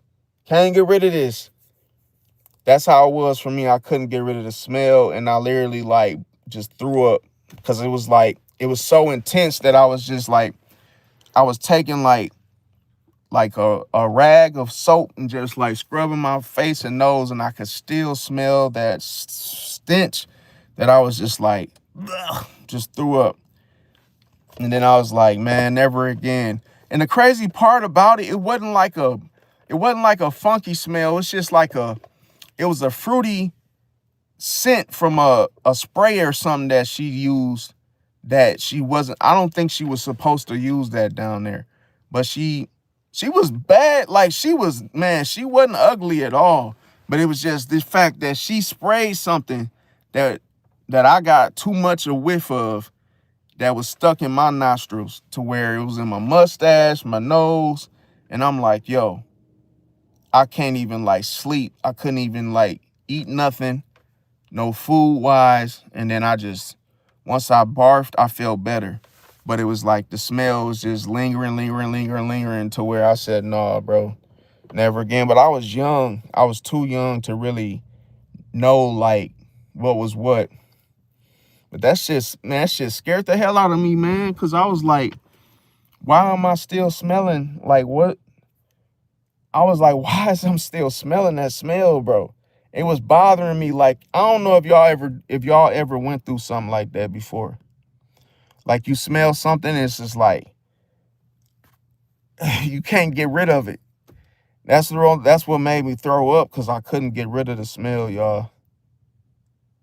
But yeah, and it was my first time doing that too. See, but yeah, appreciate that, Josterberg. Welcome. Let me see. Nah, she ain't have nothing. There wasn't it wasn't nothing related to that. It was just, I think it was like a spray. I don't know what see, I think I'm allergic to any type of fruity, like, perfumes that women wear. Like them real fruity ones, they be I don't like the smell of those. I think that could be the reason why too. Let me see. True said that Libra females be loving the idea of love and relationships more than the specific person. They seem like they idolize relationships and act like everything okay, even when it's not. Yeah, definitely. But they could be like, so I know some Libras, they be like, their they'll actually talk to like their guy, uh their guy's brother, like, or their guy's father, like stuff like that. Like I don't know if I told y'all the story about the Libra male that got in my car. He for a Lyft ride.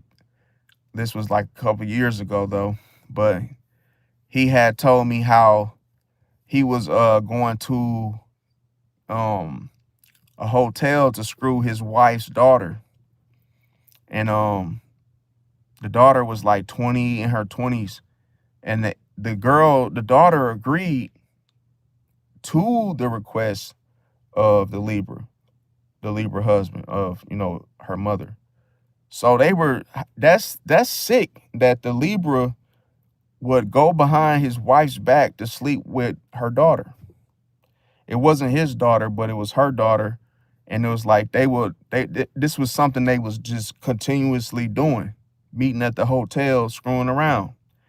See, but that lets you know like how sick and, how can I say, unmoral that he don't even have like no type of like feelings emotionally, like, to know that that's wrong. Like, bro, that means you watching her daughter, in such a way that you're like, how can I say it? Could you imagine, like, damn, she could be in a towel or something coming out the bathroom, dude, all, watching her in such a way.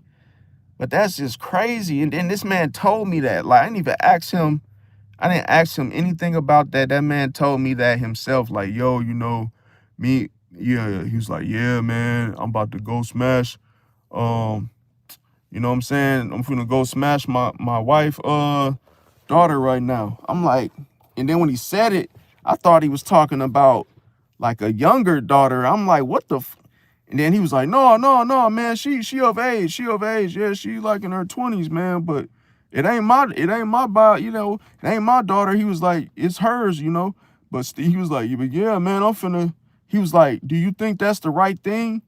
He's like, he said, do you think that's anything wrong with that? I'm like, bro, don't put me in that shit. I said, nah, I wouldn't do that, bro. That's kind of bogus. And then when he got out the car, he gave me a 1-star rating, bro, for me disagreeing with him. So I was like, man, like, you shouldn't even ask me that if you can't take the answer. You probably thought I was gonna agree with him or something. I'm like, nope. But like, damn, dude, that's some dirty shit to be like sleeping with your wife.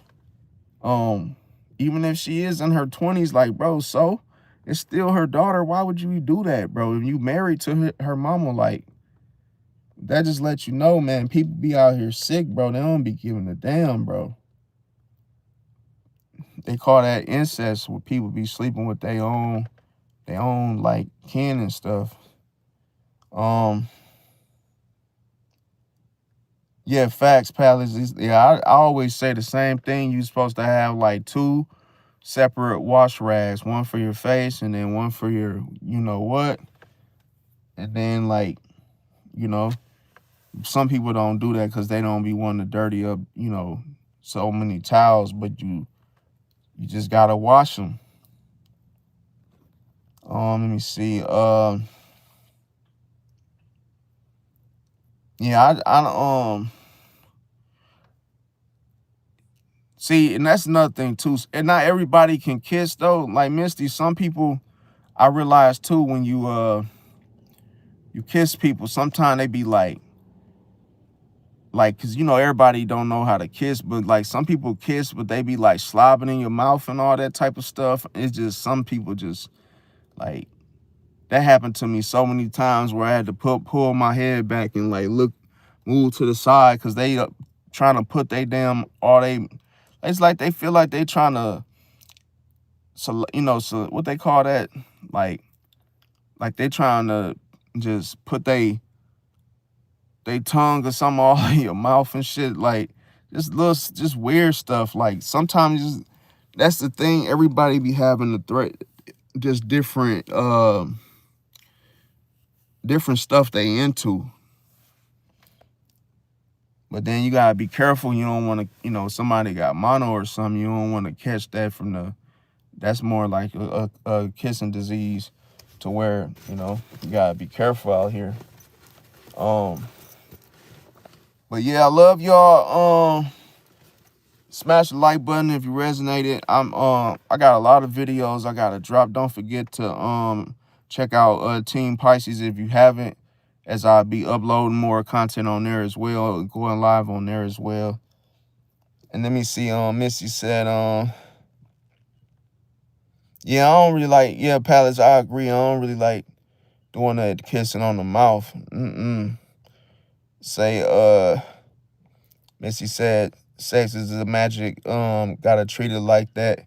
It could take the 2 out of, yep, that's the thing. I don't, like, see, I feel like, I put it like this, I've always been like this. I feel like sex is something that you gotta mentally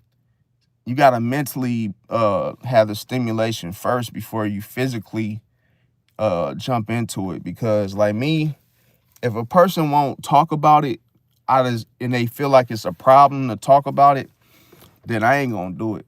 Nope. So I got moon in Aquarius, so I have to like, I would have to do it with somebody that can like literally stimulate me about the whole ideal of it first. And if they can't like talk about it, then I ain't doing it, fam. Nope. And I got strong will, so like I'm able to like walk away from it. Like it's been plenty times where like a female be throwing it and I just be like, I don't want to do it.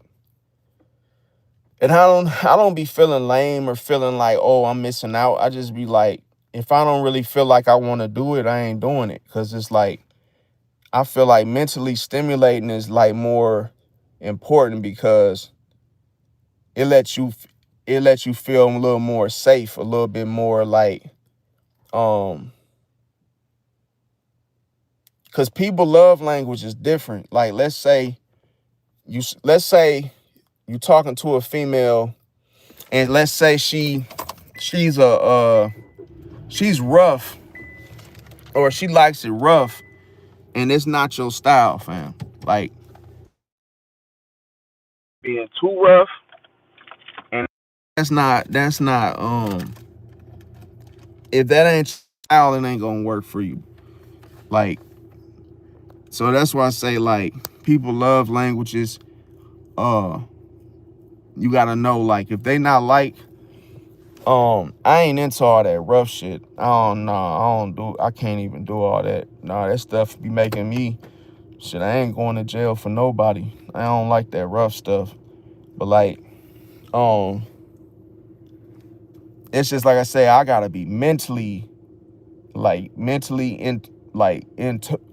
gotta be mentally locked in for me to do something. But like, I'm very observant, and then like I be wanting to check stuff. See, like me, I be wanting to smell check, do a whole lot of like, let me smell it, let me see it, let me touch it, let me whoop-de-whoop-de-woo. And if they say, nah, I ain't doing all that, okay, well, we ain't doing it at all, period, end of story. See, because I gotta be able to, because I ain't gonna lie, when I met a woman like that Like the woman I'm with now, the Leo, she'll let me do all that. And she literally, like, she ain't saying why and, oh, you know, I ain't doing all that and whoop-de-woo. She don't do that. She think it's funny, and she'll just be like, okay, look, check me, boom. It take not even five minutes. She say, check me, boom, boom, boom. And then what I like about my girl, see, she used 2 different soaps. So she got one soap with a separate rag that she washed up with. And then she got a whole nother soap that she used. So she got a whole process. See? And I like that kind of shit. Like, she got a whole process.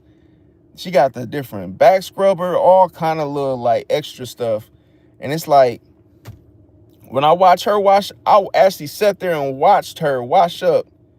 And I'm like, dang, you a clean motherfucker. Like, then when she get out the tub, you know what's crazy? You could this how you know if a woman clean. When you could smell her once she get out the tub. Like the soap smell is still there. Like, to the point you like, yo, I know she clean. But it's like, man, some people don't, they wash up game is like terrible. Like, they'll get in the tub for like 5. I remember back in the day. Now, I remember back in the day when one of the Leos that I was married to, my ex-wife, man, her little wash up game was bad. She would get in the shower for like 2 minutes. See? And she would wash up with cold water, bro. I didn't understand that. Like we took a shower together, right?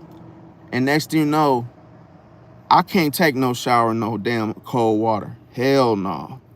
And I be having the water like super, super hot. Not starting off super, super hot, but like it'll be like kind of medium. And then it gets hot, you know, as it increases in the whole you being able to bear it. That's how I take mine. But when she was in there, she can't take hot showers, so she has to take a cold shower. I'm like, what the heck? Why is you taking a damn cold shower like that? But it's because the problem was this, you guys. In her country, they don't have hot water. See, so she was Latin, so she's from Mexico. So in Mexico, they don't have like that hot water, like, you know, as hot as, put it like the setup. The setup ain't the same. So that's why she was used to the cold water. I wasn't. I can't take cold water, bro. Like, it's a mental thing. I've done it before for you know, if I was sore or something going on, then I'll do that. But I was like, man, I can't do it. It's too cold, bro. Because it's like, you got to be mentally strong for that cold shower stuff. You might as well sit in the damn tub full of ice if that's the case. But yeah, that's the yeah, and that's the thing, like, everybody just, like I say, got their own different wash up game. Let me see. Oh,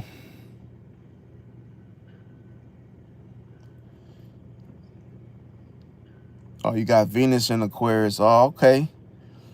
So do you feel like you more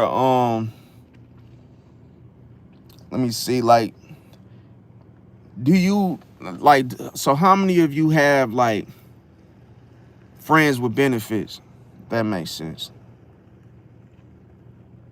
Cause I ain't gonna lie, I haven't had friends with benefits in like years, like since like the 2000, maybe 2019. Yeah, definitely. Cause that the pH is very important. Like, and like, see, back then when I was younger, I didn't really know about all of this until I actually got with an older woman. So like my girlfriend, she's 50. So, you know, I'm 40. So I'm 40, she's 10 years older than me. But like I went for an older female because like when my ex-wife, she was like 23, 24. And it didn't work, bro. She was too freaking wild for me. That I couldn't. She was a Leo, July Leo, and she was just too like, she want to go out everywhere. She want to go strip club, want to go to the club all the time. It was just like irritating to where I couldn't deal with it. And what else? Yeah, so she was just too young. Then plus I found out that she was into that poly stuff, you know? And that's where I was like, oh, hell no. So I found out she was into poly and, you know, she liked women. It was just, it was just bad to where I was just like, but all the stuff I found out later, so that let me know, like, when you getting to know people, they don't tell you all these things about, like, they real secrets, stuff that's hidden. It's just I ended up finding out through her enemies. See, her enemies knew. See, what I did was all her enemies and stuff, I started chopping it up with them like, hey, now tell me about such and such, like stuff that I don't know. Then they were like, did you know that she does this? Do you know that she did this? Did she tell you about this? You know, and then they started dropping all the bombs full of stuff that I'm like, yo, I ain't even know that. She ain't never told me nothing like that. And the story that really messed me up, and I was so embarrassed and felt stupid, was that I went to a dinner of hers and the friend was there, but I guess they got into it before. And she was an Aquarius. And she told me, she said, you know, such and such, she asked me to, she be begging me to come, you know, come to F her with the strap. I'm like, what? She was like, yeah. She was like, oh, you, such and such. She was like, yeah, such and such. She be wanting me to, she be calling me and stuff, telling me to come F her with the strap and whoop-de-woo. And I'm like, yo, you really. And she said it all started. She said it all started because when they were little, she said that she turned her out, the Aquarius woman. So the Aquarius woman turned the Leo out because the Leo, she didn't used to talk to girls until the Aquarius girl had put her up on that. Like, I guess she turned her out. So then when, put it like this, as they got older,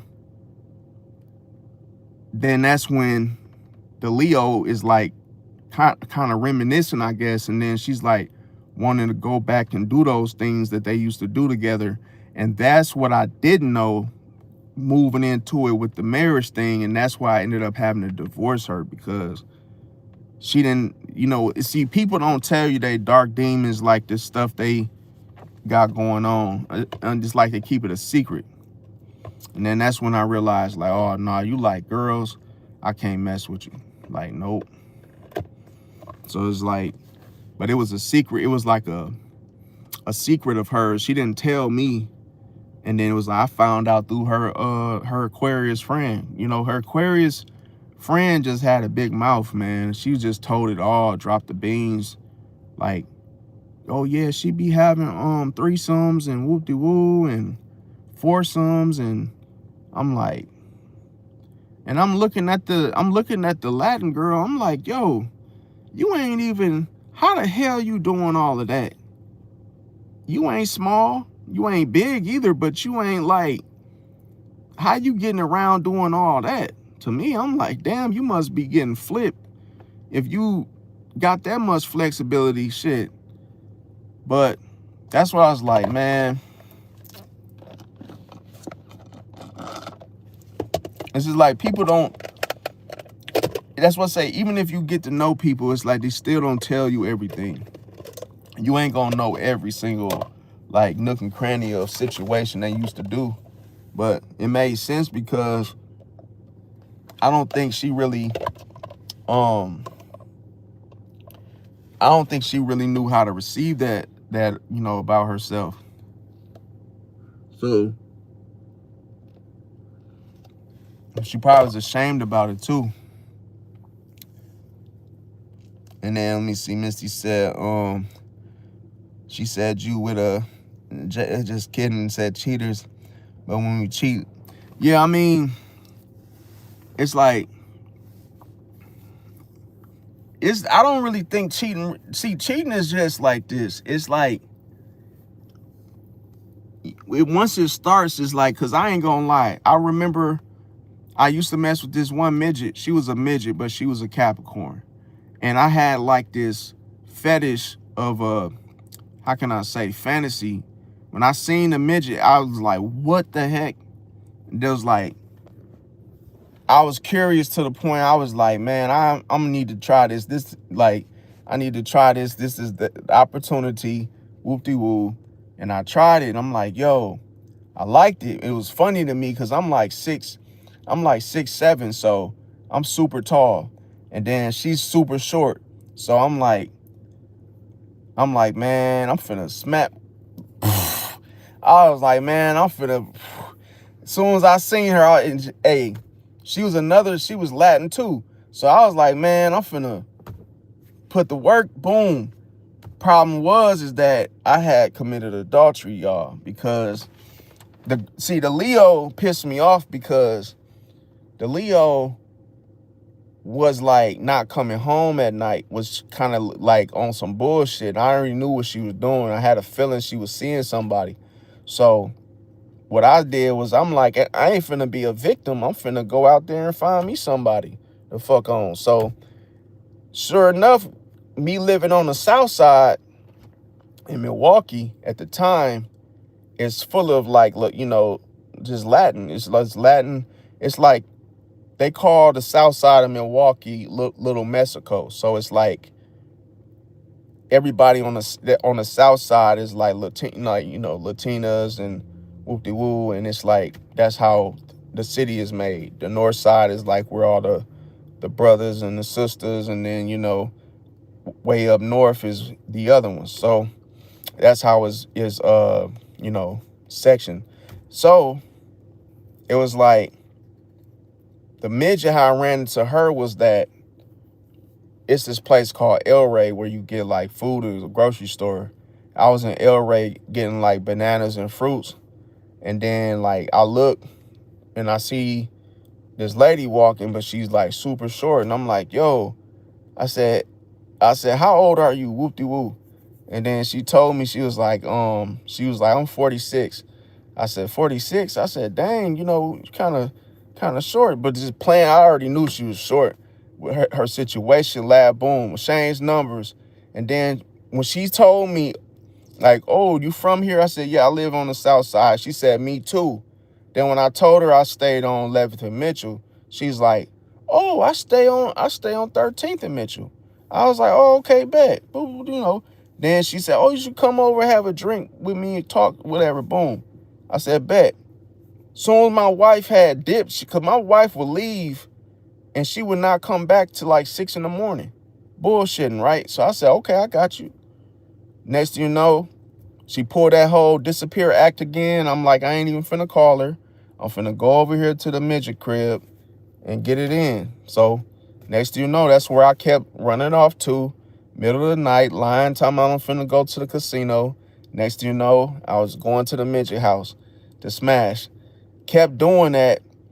And then it was just like, the problem with cheating is that people don't cheat because of cheating. They cheat because of, they cheat for the thrill. The thrill is, how long can I do this until I get caught? See, that's one reason. Two, if the sex is bad, then you just gonna get cheated on. That's just how it goes. So it's like if a partner ain't giving you, they're not pleasing you, they're not even trying at all, what you gonna do? Sit there and suffer, or shoot, go climb a different tree? See? Because you gotta think, there once was a monkey, his name was Real, and he would climb the trees and shake the tree and see if he will get some cooter. And guess what? One time he climbed the tree that he normally would climb, and hey, the tree betrayed him, because guess what? There wasn't no coochie coming down off that tree. So he said, you know what? I'm going to go find another tree where I can get some coochie. And guess what? He went around. He didn't give up. He persevered. He found a tree and shook that motherfucker, and some coochie fell from the tree. See? And then to say, hey, I'm going to keep on shaking this tree until I get some more coochie. And guess what? If I don't get no coochie off this tree, then I find another tree. See? So it's just, the moral of the story is this. Just because you talking about, oh, you want to go to the club and you want to fuck off, then guess what? So can I. See? But yeah, like, comment, share, subscribe. Let me see who said Loyalty said you could just lead a relationship. You don't have to cheat. Stay. That's a playground for STD. Well, not necessarily. Because I'm going to tell you like this. Okay, so this is what I did in my situation. Me and my ex time, even my current situations, because I don't play. I go get a test done, and then we exchange each other's my chart. See? So you can see my panel, and I can see your panel. And guess what? If you refuse to show me my chart, guess what? We ain't doing nothing. See that? Because if that takes a lot of vulnerability to show somebody your my chart. But that's the only way for the person to trust you regarding you saying you clean, because you can't just tell me you clean and I can't see no proof. See? If you refuse to show me proof, then we ain't doing nothing. See? Because I don't trust it. I gotta see your panel, my chart, and everything gotta say, hey, clean, or in the clear, or whatever you call it, because people lie about being clean. I know a friend of mine who has herpes, and literally he told me he's gonna go around. He said, man, I be out here still sleeping around. He said, I wear protection, but he said, oh, because I'm taking my medication, he hasn't had an outbreak. And he said, oh, that's what I do. He said, when something doesn't feel right, or he said, if I feel like I'm getting an outbreak, I just take my meds. He was like, I just take my medicine. But he said he gonna continue to sleep, or, have sex and stuff. But he said he ain't telling them shit. I said, see, people like you, that's why if I don't see the test results, I ain't doing nothing. And they gotta be current. See? So it's like, if you live by those type of standards, you ain't gonna have to worry about no STD. How you catch the STDs is by not asking, or by not asking for proof, just suddenly just doing stuff like sleeping around and being careless. But it's like, you just gotta know, like, because even, I'm gonna tell you why it's a lot of people that don't wear protection, because like they just be doing, they just don't check nothing. They be so excited, they just want to hurry up and do it and then ask questions later, But it's like, you just gotta check and make sure a person's clean. But yeah, definitely love, loyalty, royalty. Yeah, you gotta ask for my chart, because it's like, it's too much stuff going around out here. Like, Especially when my friend told me he had herpes. He told me that. I was just like, yo. And he caught it because he was reckless. He was sleeping with women without protection, and he got burnt. See, it was like, it's a matter of time. And plus the type of females he was like, when I seen his baby mom, I told him, I said, bro, she don't look like, she didn't look right to me. She just looked at, like, kind of demonic to me, to where it's like, I felt like she was, and she's a Scorpio too. And then he said how he even caught herpes. It's because the girl, where was he? I'm trying to think what she was doing. He caught it because he was doing them threesomes and stuff, and he wanted a guy to smash his girlfriend. And then he was like, he was just saying stuff like he wanted another guy to smash his girlfriend with him. Long story short, is like, he ended up meeting somebody at his job, and then he had his some guy at his job screw his girl, and then all of a sudden it was like, that's how he ended up catching it. So he believes the dude that they in the situation gave it to him. But I was like, man, that's crazy. But yeah, love y'all. Like, comment, share, subscribe. I'll catch y'all on the next one. Thanks for watching. Peace out, y'all.